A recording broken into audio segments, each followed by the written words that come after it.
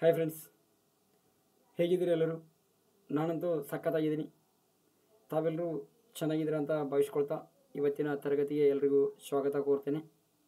S friends, ಇವತ್ತಿನ ಕ್ಲಾಸಲ್ಲಿ ನಾವು ಏಪ್ರಿಲ್ 27ರಿಂದ ಏಪ್ರಿಲ್ 30ರವರೆಗಿನ ಪ್ರಚಲಿತ ವಿದ್ಯಮಾನಗಳನ್ನು ನೋಡ್ತಾ ಹೋಗೋಣ. ಈ ಮೊದಲ ಪ್ರಶ್ನೆ ನೋಡುವ ಮುಂಚೆ ತಾವೇನಾದರೂ ಈ ಮೈ ಎಕ್ಸಾಮ್ ವರ್ಲ್ಡ್ ಯೂಟ್ಯೂಬ್ ಚಾನಲನ್ನು ಮೊದಲ ಬಾರಿಗೆ ನೋಡ್ತಾ ಇದ್ದರೆ ದಯವಿಟ್ಟು ಸಬ್ಸ್ಕ್ರೈಬ್ ಆಗಿರಿ. ಹಾಗೆ ಈ ಪಕ್ಕದಲ್ಲಿ ಕಾಣ್ತಕ್ಕಂತಹ ಬೆಲ್ ಐಕಾನನ್ನು ಕ್ಲಿಕ್ ಮಾಡಿರಿ. ಅದೇ ರೀತಿ ಇನ್ನೂ ಹೆಚ್ಚಿನ ರೀತಿಯಲ್ಲಿ ಶೇರ್ ಮಾಡಿರಿ. ಮತ್ತು ಇನ್ನೊಂದು ಹೇಳಬೇಕಂದ್ರೆ ವಿಡಿಯೋವನ್ನು ಕೊನೆಯವರೆಗೂ ನೋಡಿರಿ. ಕೊನೆಯವರೆಗೂ ನೋಡ್ತಾ ಇದ್ದರೆ ನಿಮ್ಗೆ ಏನಾಗುತ್ತಂದ್ರೆ ಒಂದು ಕರೆಂಟ್ ಅಫೇರ್ಸ್ ಬಗ್ಗೆ ನಿಮಗೆ ಏನಾಗುತ್ತೆ, ಒಂದು ಕರೆಕ್ಟಾಗಿ ಅದೊಂದು ಏನೈತೆ ಅನ್ನೋದೊಂದು ಥೀಮ್ ಅರ್ಥ ಆಗುತ್ತೆ. ಓಕೆನಾ? ಕೊನೆಯವರೆಗೂ ವಿಡಿಯೋವನ್ನು ನೋಡಿರಿ. ಓಕೆನಾ? ಇವತ್ತಿನ ಮೊದಲ ಪ್ರಶ್ನೆ ಹೀಗಿದೆ ಸ್ನೇಹಿತರೆ. ಯಾವ ದಿನವನ್ನು ಆಯುಷ್ಮಾನ್ ಭಾರತ್ ದಿವಸ್ ಅಂತೇಳಿ ಆಚರಣೆ ಮಾಡ್ತೀವಿ? ಏಪ್ರಿಲ್ 30 ಏನು ಮಾಡ್ತೀವಿ? ಆಯುಷ್ಮಾನ್ ಭಾರತ್ ದಿವಸ್ ಅಂತೇಳಿ ಆಚರಣೆ ಮಾಡ್ತೀವಿ. ಏಪ್ರಿಲ್ ತಿಂಗಳ ಕೊನೆಯ ದಿನ ಕೊನೆಯ ದಿನ ಯಾವ್ದು? ಏಪ್ರಿಲ್ ಎಷ್ಟು ಇರ್ತಾವೆ? ಏಪ್ರಿಲ್ ತಿಂಗಳದಾಗ 30 ಡೇಸ್ ಇರ್ತಾವೆ. ಹೌದಾ? ಹಾಗಾದ್ರೆ ಏಪ್ರಿಲ್ ತಿಂಗಳ ಕೊನೆಯ ದಿನ ಯಾವ್ದು? ಏಪ್ರಿಲ್ 30ನೇ ತಾರೀಕನ್ನು ಏನು ಮಾಡ್ತೀವಿ? 2019ರಿಂದ ನಾವು ಆಯುಷ್ಮಾನ್ ಭಾರತ್ ದಿವಸ್ ಅಂತೇಳಿ ಆಚರಿಸ್ತಾ ಬರ್ತಾ ಇದ್ದೀವಿ. ಹೌದಾ? PMJAY ಅಂದರೆ ಏನ್ರಿ? ಆಯುಷ್ಮಾನ್ ಭಾರತ್ ಪ್ರಧಾನಮಂತ್ರಿ ಜನ ಆರೋಗ್ಯ ಯೋಜನೆ. ಇದು ಏನ್ರಿ? ವಿಶ್ವದ ಅತಿ ದೊಡ್ಡ ಆರೋಗ್ಯ ಯೋಜನೆ ಆಗಿದೆ. ಇದು ಯಾವ್ದ್ರಿ? ವಿಶ್ವದ ಅತಿ ದೊಡ್ಡ ಆರೋಗ್ಯ ಯೋಜನೆ ಯಾವುದಂದ್ರೆ PMJAY. ಇದು ಯಾವಾಗ ಜಾರಿ ಆಯ್ತಂದ್ರೆ 2018 ಏಪ್ರಿಲ್ 23ರಂದು ಇದು ಜಾರಿ ಆಗ್ತೈತಿ. ಆಮೇಲೆ ಇಲ್ಲಿ ನೋಡ್ರಿ ಸ್ವಲ್ಪ ಆಯುರ್ವೇದ ದಿನ. ಹೌದಾ? ರಾಷ್ಟ್ರೀಯ ಆಯುರ್ವೇದ ದಿನ ಯಾವ್ದ್ರಿ? ರಾಷ್ಟ್ರೀಯ ಆಯುರ್ವೇದ ದಿನ ಎಂದು ಆಚರಿಸ್ತೀವಿ ಅಂದ್ರೆ ನವೆಂಬರ್ 10ರಂದ ಆಚರಣೆ ಮಾಡ್ತೀವಿ. ನವೆಂಬರ್ 10ರಂದ. ಹಾಗಾದ್ರೆ ಆಯುರ್ವೇದದ ಪಿತಾಮಹ ಯಾರ್ರಿ? ಆಯುರ್ವೇದದ ಪಿತಾಮಹ ಯಾರ್ರಿ? ಚರಕ ಐತಿ. ಕೆಲವೊಂದು ಬುಕ್ಸ್ ಒಳಗೆ ಧನ್ವಂತರಿ ಅಂತ ಇರ್ತೈತಿ. ಇದು ಆಪ್ಷನ್ ಕ್ವಶನ್ ಪೇಪರಲ್ಲಿ ಬಂದರೆ ಡಿಪೆಂಡ್ ಅಪಾನ್ ಆಪ್ಷನ್ ಮೇಲೆ ಕ್ವಶನ್ ಜಡ್ಜ್ ಮಾಡಬೇಕು, ಚರಕ ಅಥವಾ ಧನ್ವಂತರಿ. ಓಕೆನಾ? ನೆಕ್ಸ್ಟ್ ಪ್ರಶ್ನೆ ಹೋಗೋಣ್ರಿ. ನೋಡ್ರಿ, ಭಾರತದ ಅತಿ ದೊಡ್ಡ ಹವಾಮಾನ ಗಡಿಯಾರವನ್ನು ಎಲ್ಲಿ ಸ್ಥಾಪಿಸಲಾಗುತ್ತಿದೆ? ಭಾರತದ ಅತಿ ದೊಡ್ಡ ಹವಾಮಾನ ಗಡಿಯಾರವನ್ನು ಎಲ್ಲಿ ಸ್ಥಾಪನೆ ಮಾಡಲಾಗಿತ್ತು ಅಂದ್ರೆ ನವದೆಹಲಿ. CSIRನ ಹೆಡ್ ಕ್ವಾರ್ಟರ್, CSIRನ ಕೇಂದ್ರ ಕಚೇರಿ ಒಳಗೆ ಏನು ಮಾಡಿದಾರೆ ಅಂದರೆ ಭಾರತದ ಅತಿ ದೊಡ್ಡ ಹವಾಮಾನ ಗಡಿಯಾರವನ್ನು ಸ್ಥಾಪನೆ ಮಾಡಿದರು. CSIR ಏನ್ರಿ? Council of scientific industrial research ಅಂತಕ್ಕಂಥದ್ದು ಇದರ ಫುಲ್ ಫಾರ್ಮ್. ಓಕೆನಾ? ಇದ್ರ ಉದ್ದೇಶ ಏನಾಗಿತ್ತು ರೀ? ಹವಾಮಾನ ಬದಲಾವಣೆ ಮತ್ತು ಅದರ ದುಷ್ಪರಿಣಾಮಗಳ ಬಗ್ಗೆ ಜಾಗೃತಿ ಮೂಡಿಸುವುದು ಇದರ ಉದ್ದೇಶ ಆಗಿತ್ತು. ಹೌದಾ? ಇಲ್ಲಿ ನೋಡ್ರಿ, CSIR council of scientific and industrial research. ಇದು ಯಾವಾಗ ಸ್ಟಾರ್ಟ್ ಆಗ್ತೈತೆ ರೀ? ಇದು ನವದೆಹಲಿ. ಇದರ ಹೆಡ್ ಕ್ವಾರ್ಟರ್ ಎಲ್ಲೈತಿ? ಇದರ ಹೆಡ್ ಕ್ವಾರ್ಟರ್ ನವದೆಹಲಿ ಒಳಗೈತಿ. ಇದು ಯಾವಾಗ ಸ್ಟಾರ್ಟ್ ಆಗ್ತೈತೆ ಅಂದ್ರೆ 1942 ಸ್ಥಾಪನೆ ಆಕೈತಿ. ಇದು ಯಾವಾಗ ಸ್ಥಾಪನೆ ಆಕೈತಿ? 1942 ಇದು ಸ್ಥಾಪನೆ ಆಕೈತಿ. ಇಲ್ಲ ನೋಡ್ರಿ, ಡೈರೆಕ್ಟ್ ಇದನ್ನು PIBದಿಂದ ತೆಗೆದುಕೊಂಡಿನಿ. ಎಲ್ಲಿಂದ? PIB. ಓಕೆನಾ? ಇದು ಏಪ್ರಿಲ್ 22ರಿಂದ ಇದನ್ನು ಸ್ಥಾಪನೆ ಮಾಡಿರ್ತಾರೋ. ಓಕೆನಾ? ನೆಕ್ಸ್ಟ್ ಹೋಗೋಣ್ರಿ. ನೋಡ್ರಿ, ಇಲ್ಲಿ ನೋಡ್ರಿ, ಕರ್ನಾಟಕದ ನಾಡಗೀತೆಯನ್ನು ಯಾರು ಸಂಯೋಜಿಸಿದ ದಾಟಿಯಲ್ಲಿ ಅಂದ್ರೆ ಯಾರು ಸಂಯೋಜಿಸಿದ ರಾಗದಲ್ಲಿ ಹಾಡಬೇಕಂತೇಳಿ ಕರ್ನಾಟಕ ಸರ್ಕಾರ ಆದೇಶ ಹೊರಡಿಸುತ್ತಂದ್ರೆ ಮೈಸೂರು ಅನಂತಸ್ವಾಮಿ. ಯಾರ್ರಿ? ಮೈಸೂರು ಅನಂತಸ್ವಾಮಿಯವರ ಸಂಯೋಜಿಸಿದ ರಾಗದಲ್ಲೇ ಹಾಡಬೇಕಂತೇಳಿ ಏನು ಮಾಡಿದ್ರು? ಒಂದು ಆದೇಶವನ್ನು ಹೊರಡಿಸಿದರು. ಇತ್ತೀಚೆಗೆ ಕರ್ನಾಟಕ ಹೈಕೋರ್ಟ್ ಏನು ಮಾಡಿತ್ತು ಅಂದ್ರೆ ಆ ಆದೇಶವನ್ನು ಎತ್ತಿ ಹಿಡಿದೈತಿ. ಅಂದ್ರೆ ಆ ಆದೇಶದ ಪರವಾಗಿ ತೀರ್ಪನ್ನು ನೀಡೈತಿ. ಓಕೆನಾ? ಇಲ್ಲಿ ನೋಡ್ರಿ, ನಾಡಗೀತೆಯನ್ನು ಹಾಡ್ಲಾಕ ಅನಂತಸ್ವಾಮಿಯವರ ರಾಗವನ್ನು ಬಳಸಬೇಕು. ಆಮೇಲೆ ಪುನರಾವರ್ತನೆ ಇಲ್ಲದೆ 2 ನಿಮಿಷ 30 ಸೆಕೆಂಡ್ಗಳಲ್ಲಿ ಏನು ಮಾಡಬೇಕು ಅಂದರೆ ಹಾಡಿ ಮುಗಿಸ್ಬೇಕು. ಹಾಗಾದ್ರೆ ಸ್ವಲ್ಪ ನಾಡಗೀತೆ ಬಗ್ಗೆ ನೋಡೋಣ್ರಿ. ಕರ್ನಾಟಕದ ನಾಡಗೀತೆ ಯಾವ್ದ್ರಿ? ಜಯ ಭಾರತ ಜನನಿಯ ತನುಜಾತೆ. ಹೌದಾ? ಜಯ ಭಾರತ ಜನನಿಯ ತನುಜಾತೆಯನ್ನು ಬರೆದವರು ಯಾರು? ಕುವೆಂಪು ಅವರು ಯಾವಾಗ ಬರೀತಾರ? 1924ರೊಳಗೆ ಜಯ ಭಾರತ ಜನನಿಯ ತನುಜಾತೆಯನ್ನು ಬರೀತಾರ. ಆಮೇಲೆ ಇದನ್ನು ಅಳವಡಿಸ್ಕೊಂಡಿದ್ದು ಯಾವಾಗ ಅಂದರೆ 2004ರೊಳಗೆ ಕರ್ನಾಟಕ ಸರ್ಕಾರ ಏನು ಮಾಡ್ತೈತಿ? ಕರ್ನಾಟಕದ ನಾಡಗೀತೆಯನ್ನು ಅಳವಡಿಸ್ಕೊಳ್ತೈತಿ. ಆಮೇಲೆ ಇಲ್ಲಿ ಸ್ವಲ್ಪ ಭಾರತದ ರಾಷ್ಟ್ರಗೀತೆ ಯಾವ್ದ್ರಿ? ಭಾರತದ ರಾಷ್ಟ್ರಗೀತೆ ಜನಗಣಮನ. ಹೌದಾ? ಜನಗಣಮನ. ಇದನ್ನ ಯಾರು ಬರೀತಾರ್ರಿ? ಜನಗಣಮನ ಬರೆದವರು ರವೀಂದ್ರನಾಥ್ ಟ್ಯಾಗೋರ್ ಅವರು ಬರೀತಾರೆ. ಇದನ್ನು ಯಾವಾಗ ಅಳವಡಿಸ್ಕೊಳ್ತಾರೆ ಅಂದ್ರೆ 1950 ಜನವರಿ 24ರಂದ ಏನು ಮಾಡ್ತಾರೆ? ಇದನ್ನು ರಾಷ್ಟ್ರಗೀತೆಯನ್ನು ಅಳವಡಿಸ್ಕೊಳ್ತಾರೆ. ಆಮೇಲೆ ರಾಷ್ಟ್ರ ಲಾಂಛನ ಯಾವ್ದ್ರಿ? ಇದು ರಾಷ್ಟ್ರ ಲಾಂಛನ. ಈ ರಾಷ್ಟ್ರ ಲಾಂಛನವನ್ನು ಯಾವ್ದ್ರಿ ರಾಷ್ಟ್ರ ಲಾಂಛನ? 4 ಮುಖದ ಸಿಂಹ. ಯಾವ್ದ್ರಿ? ನಾಲ್ಕು ಮುಖದ ಸಿಂಹ ರಾಷ್ಟ್ರ ಲಾಂಛನ. ಇದನ್ನು ಯಾವಾಗ ಅಳವಡಿಸ್ಕೊಳ್ತಾರೆ ಅಂದರೆ 1950 ಜನವರಿ 26ರಂದು ಇದನ್ನು ಏನು ಮಾಡ್ತಾರೆ, ಅಳವಡಿಸ್ಕೊಳ್ತಾರೆ. ಇವೆಲ್ಲ ಯಾಕೆ ಹೇಳತ್ತೀರಿ ಸರ್ ಡೇಟ್ ಅಂದರೆ ಎಕ್ಸಾಮ್ ಹಾಲ್ನೊಳಗೆ ಇವಾಗ ಕನ್ಫ್ಯೂಸ್ ಆಗ್ತಾ ಇರ್ತಾವ. ನೀವೆಲ್ಲ ಓದಿರ್ತೀರಿ, ನಿಮಗೆಲ್ಲ ಗೊತ್ತಿರ್ತೈತೆ ಹೇಳ್ತಿರತ್ತ ಅನ್ಬಾರ್ದು. ಓಕೆನಾ. ಇನ್ನು ನೋಡ್ರಿ ರಾಷ್ಟ್ರಧ್ವಜ ಏನ್ರಿ, ರಾಷ್ಟ್ರಧ್ವಜ ಅಂತಕ್ಕಂಥದ್ದನ್ನು ಯಾವಾಗ ಅಳವಡಿಸ್ಕೊಳ್ತಾರೆ ರೀ, ರಾಷ್ಟ್ರಧ್ವಜವನ್ನು ಯಾವಾಗ ಅಳವಡಿಸ್ಕೊಳ್ತಾರೆ ಅಂದ್ರೆ 1950 ಯಾವಾಗ್ರಿ 1950 ಜನವರಿ 22ರಂದು ಏನು ಮಾಡ್ತಾರೆ, ಜನವರಿ 22ರಂದು ರಾಷ್ಟ್ರಧ್ವಜವನ್ನು ಅಳವಡಿಸ್ಕೊಳ್ತಾರೆ. ಹಂಗಾದ್ರೆ ರಾಷ್ಟ್ರೀಯ ಧ್ವಜವನ್ನು ವಿನ್ಯಾಸಗೊಳಿಸಿದವರು ಯಾರು ರೀ,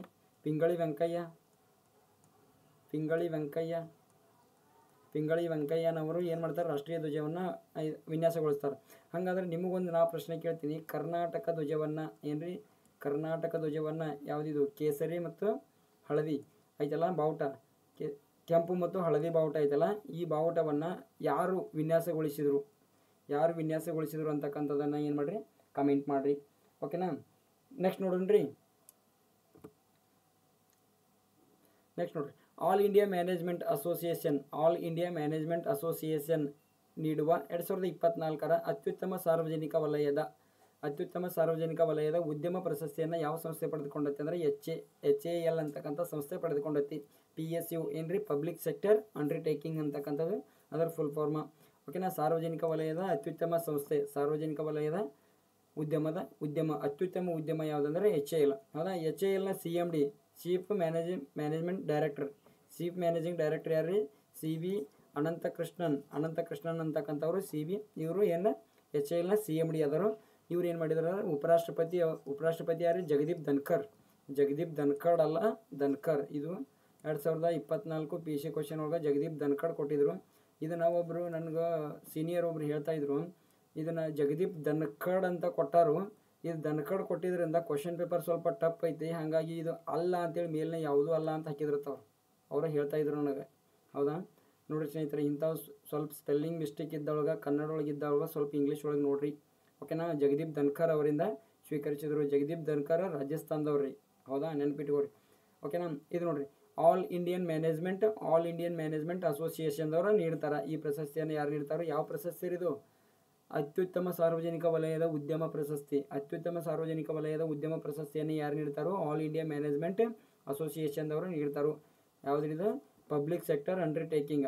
ಯಾರು ಪಡ್ಕೊಂಡ್ರಿ, HAL ಅವರು ಪಡ್ಕೊಂಡಿದ್ರು. ಹೌದಾ. HAL ಲಾಂಗ್ ಫಾರ್ಮ್ ಏನ್ರಿ, ಹಿಂದೂಸ್ತಾನ್ ಏರೋನಾಟಿಕ್ಸ್ ಲಿಮಿಟೆಡ್.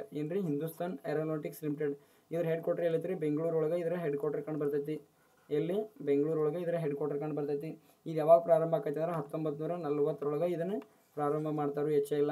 ತೇಜಸ್ ಲಘು ಯುದ್ಧ ವಿಮಾನವನ್ನು ಯಾರು ಅಭಿವೃದ್ಧಿ ಪಡಿಸ್ತಾರೆ ರೀ, ಯಾವುದ್ರಿ,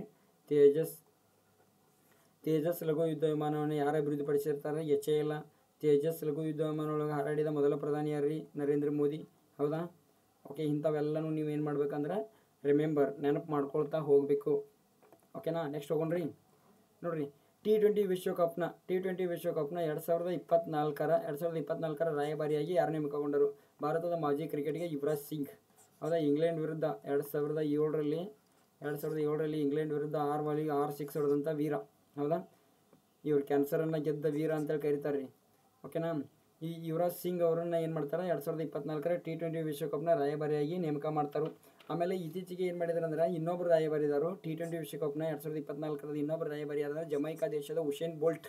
ಯಾರ್ರಿ, ಉಸೇನ್ ಬೋಲ್ಟ್ ಅವರನ್ನು ಏನು ಮಾಡಿದ್ರು, ಚಿರತೆ ವೇಗದ ಸರ್ದಾರ್ ಅಂತ ಕರೀತಾರೆ. ಇವರು T20 ವಿಶ್ವಕಪ್ನ ರಾಯಭಾರಿಯಾಗಿ ನೇಮಕ ಮಾಡಿದರು. ಈ ಯುವರಾಜ್ ಸಿಂಗ್ ಅವರು ಒಂದು ಕೃತಿ ಬರೀತಾರೆ. ಯಾವ ಕೃತಿ ಇರೋದು, the test of my life ಏನ್ರಿ, the test of my life ಕೃತಿಯಲ್ಲ, ಆತ್ಮಚರಿತ್ರೆ. The test of my life ಅಂತಕ್ಕಂಥ ಆತ್ಮಚರಿತ್ರೆಯನ್ನು ಯುವರಾಜ್ ಸಿಂಗ್ ಅವರು ಬರೀತಾರೆ. ಓಕೆನಾ. ಇಲ್ಲಿ ನೋಡ್ರಿ, ಸ್ವಲ್ಪ ನಾ ಇದಕ್ಕೆ ಪ್ರೀವಿಯಸ್ ಕ್ಲಾಸ್ ಒಳಗೆ ಏನು ತಿಳಿದೀನಿ ಅಂದರೆ 2023ರ ಏನು ತಿಳಿದೀನಿ ರೀ, 2023ರ ODI ಏನ್ರಿ, ODI ಎಲ್ಲಿ ನಡೀತು, 2023 ODI ಭಾರತದೊಳಗೆ ನಡೀತು. ಹೌದಾ. ಭಾರತದೊಳಗೆ ನಡೀತು. ಇದರ ಚಾಂಪಿಯನ್ ಯಾರಾದರು, ಚಾಂಪಿಯನ್ದ ಆಸ್ಟ್ರೇಲಿಯಾದವರು. ಹೌದಾ. ಆಸ್ಟ್ರೇಲಿಯಾ ಚಾಂಪಿಯನ್ ಆಯಿತು. ರನ್ನರ್ ಅಪ್ ಯಾರಾದರು, ಭಾರತದವರು ರನ್ನರ್ ಅಪ್ ಆದರು, ಇಂಡಿಯಾ ರನ್ನರ್ ಅಪ್ ಆಯಿತು. ಓಕೆನಾ. ಇಲ್ಲಿ ಏನು ಹೇಳಿ, ಇದನ್ನು ಮೊನ್ನೆ ಕ್ವಶನ್ ಏನು ಹೇಳಿನಂದ್ರೆ 2023 ODIನ ರಾಯಭಾರಿಯಾಗಿ ಯಾರು ನೇಮಕಗೊಂಡರು? ODI ವಿಶ್ವಕಪ್ನ ರಾಯಭಾರಿಯಾಗಿ ಯಾರು ನೇಮಕಗೊಂಡಾರ ಅಂತ ಕ್ವಶನ್ ಕೇಳಿ, ನೀವು ಒಬ್ಬರು ಕಮೆಂಟ್ ಮಾಡಿಲ್ಲ. ಯಾರಂದ್ರೆ ಸಚಿನ್ ತೆಂಡೂಲ್ಕರ್. ಯಾರ್ರಿ? ಸಚಿನ್ ತೆಂಡೂಲ್ಕರ್, ಕ್ರಿಕೆಟ್ಗೆ ದೇವರು, ಗಾಡ್ ಆಫ್ ಕ್ರಿಕೆಟ್. ತೆಂಡೂಲ್ಕರ್ ಅವರು ಏನಾಗಿರ್ತಾರೆ? 2023 ODIದ ವಿಶ್ವಕಪ್ನ ರಾಯಭಾರಿಯಾಗಿ ನೇಮಕ ಆಗಿರ್ತಾರೆ. ಓಕೆ, ಯುವರಾಜ್ ಸಿಂಗ್ ನೋಡ್ರಿ, ICC men's T20 world cup 2024 ambassador ಅಂತೇಳಿ ಇಲ್ಲಿ ಇಮೇಜ್ ಒಳಗೆ ಕಾಣ್ತಾ ಇದೆ ನೋಡ್ರಿ. ಓಕೆನಾ, ನೆಕ್ಸ್ಟ್ ಹೋಗೋಣ್ರಿ. ನೋಡ್ರಿ, ಇತ್ತೀಚೆಗೆ ಅಂಡಮಾನ್ ನಿಕೋಬಾರ್ನಲ್ಲಿ ಪರೀಕ್ಷಿಸಲಾದ ಯಾವುದ್ರಿ? ಇತ್ತೀಚೆಗೆ ಅಂಡಮಾನ್ ನಿಕೋಬಾರ್ನಲ್ಲಿ ಪರೀಕ್ಷಿಸಲಾದ ರಾಕ್ಸ್ ಅಥವಾ ಕ್ರಿಸ್ಟಲ್ ಮಾಯ್ಸ್ 2 ಬ್ಯಾಲಿಸ್ಟಿಕ್ ಕ್ಷಿಪಣಿಯನ್ನು ಅಭಿವೃದ್ಧಿಪಡಿಸಿದ ದೇಶ ಯಾವುದಂದ್ರೆ ಇಸ್ರೇಲ್. ಇಸ್ರೇಲ್ ದೇಶ ಏನು ಮಾಡ್ತೈತಿ? ಇತ್ತೀಚೆಗೆ ರಾಕ್ಸ್ ಅಥವಾ ಕ್ರಿಸ್ಟಲ್ ಮಾಯ್ಸ್ 2 ಬ್ಯಾಲಿಸ್ಟಿಕ್ ಕ್ಷಿಪಣಿಯನ್ನು ಅಭಿವೃದ್ಧಿಪಡಿಸೈತಿ. ಇದನ್ನು ಭಾರತೀಯರು ಎಲ್ಲಿ ಪರೀಕ್ಷೆ ಮಾಡ್ತಾರಂದ್ರೆ ಅಂಡಮಾನ್ ನಿಕೋಬಾರ್ದಾಗ ಭಾರತೀಯ ವಾಯುಪಡೆ ಏನು ಮಾಡ್ತೈತಿ? ಯಶಸ್ವಿಯಾಗಿ ಪರೀಕ್ಷೆ ಮಾಡ್ತೈತಿ. ಯಾವ ಯುದ್ಧ ವಿಮಾನವನ್ನು ಬಳಸ್ತಾರಂದ್ರೆ ಸುಖೋಯ್ 30 MKI ಫೈಟರ್ ಜೆಟ್ ವಿಮಾನವನ್ನು ಬಳಸಿ ಇದನ್ನೇನು ಮಾಡ್ತಾರೆ? ಇಲ್ಲಿ ಕಾಣ್ತೈತಿ ನೋಡ್ರಿ, ಇದು ಸುಖೋಯ್ 30 MKI ಫೈಟರ್ ಜೆಟ್ ವಿಮಾನ. ಹೌದಾ? ಈ ವಿಮಾನವನ್ನು ಬಳಸಿ ಏನು ಮಾಡ್ತಾರೆ? ಯಶಸ್ವಿಯಾಗಿ ಪರೀಕ್ಷೆ ಮಾಡ್ತಾರೆ. ಓಕೆನಾ, ಇದು ಕ್ರಿಸ್ಟಲ್ ಮಾಜ್ ಏನ್ರಿ? Air to surface. ಇದರ ಯಾವ ಮಾದರಿಯ ಕ್ಷಿಪಣಿ ಆಗೈತಿ? Air to surface. ಭಾರತೀಯ ವಾಯುಪಡೆ ಆಗ್ಬೇಕ್ರಿ. ಭಾರತೀಯ ವಾಯುಪಡೆ ಕುರಿತು ನೋಡಿದ್ರೆ ಭಾರತೀಯ ವಾಯುಪಡೆಯ ಮುಖ್ಯಸ್ಥನನ್ನು ಏನಂತ ಕರೀತಾರೆ? ಏರ್ ಚೀಫ್ ಮಾರ್ಷಲ್ ಅಂತ ಕರೀತಾರೆ. ಏನಂತ ಕರೀತಾರೆ? ಏರ್ ಚೀಫ್ ಮಾರ್ಷಲ್ ಅಂತ ಕರೀತಾರೆ. Air chief marshal. ಹಾಗಾದ್ರೆ ಭಾರತೀಯದ ಪ್ರಸ್ತುತ ಏರ್ ಚೀಫ್ ಮಾರ್ಷಲ್ ಯಾರದಾರ್ರಿ? VR ಚೌಧರಿ. ಯಾರ್ರಿ? VR ಚೌಧರಿ ಅಂತಕ್ಕಂಥವ್ರು ಭಾರತೀಯ ಏರ್ ಚೀಫ್ ಮಾರ್ಷಲ್ದಾರು. ಆಮೇಲೆ ಇದು ಯಾವಾಗ ಸ್ಟಾರ್ಟ್ ಆಕತಿ? ಭಾರತೀಯ ವಾಯುಪಡೆ ಯಾವಾಗ ಸ್ಥಾಪನೆ ಆಕತಿ ಅಂದ್ರೆ 1932 ಅಕ್ಟೋಬರ್ 8ರಂದು ಸ್ಥಾಪನೆ ಆಕತಿ. ಈ ಅಕ್ಟೋಬರ್ 8ಅನ್ನು ಏನಂತ ಕರಿತೀವಿ? ಭಾರತೀಯ ವಾಯುಪಡೆಯ ದಿನ ಅಂತೇಳಿ ಕರಿತೀವಿ. ಭಾರತೀಯ ವಾಯುಪಡೆಯ ದಿನ ಏನ್ರಿ? ಭಾರತೀಯ ವಾಯುಪಡೆಯ ದಿನ ಅಂತೇಳಿ ಕರಿತೀವಿ ಏನ್ರಿ? ಓಕೆನಾ, ಇಲ್ಲಿ ನೋಡ್ರಿ. ನೆಕ್ಸ್ಟ್, ಭಾರತದ ಪ್ರಮುಖ ಕ್ಷಿಪಣಿಗಳು. ಇದನ್ನೊಂದು ಡೀಟಾ ತೆಗಿತೀನಿ.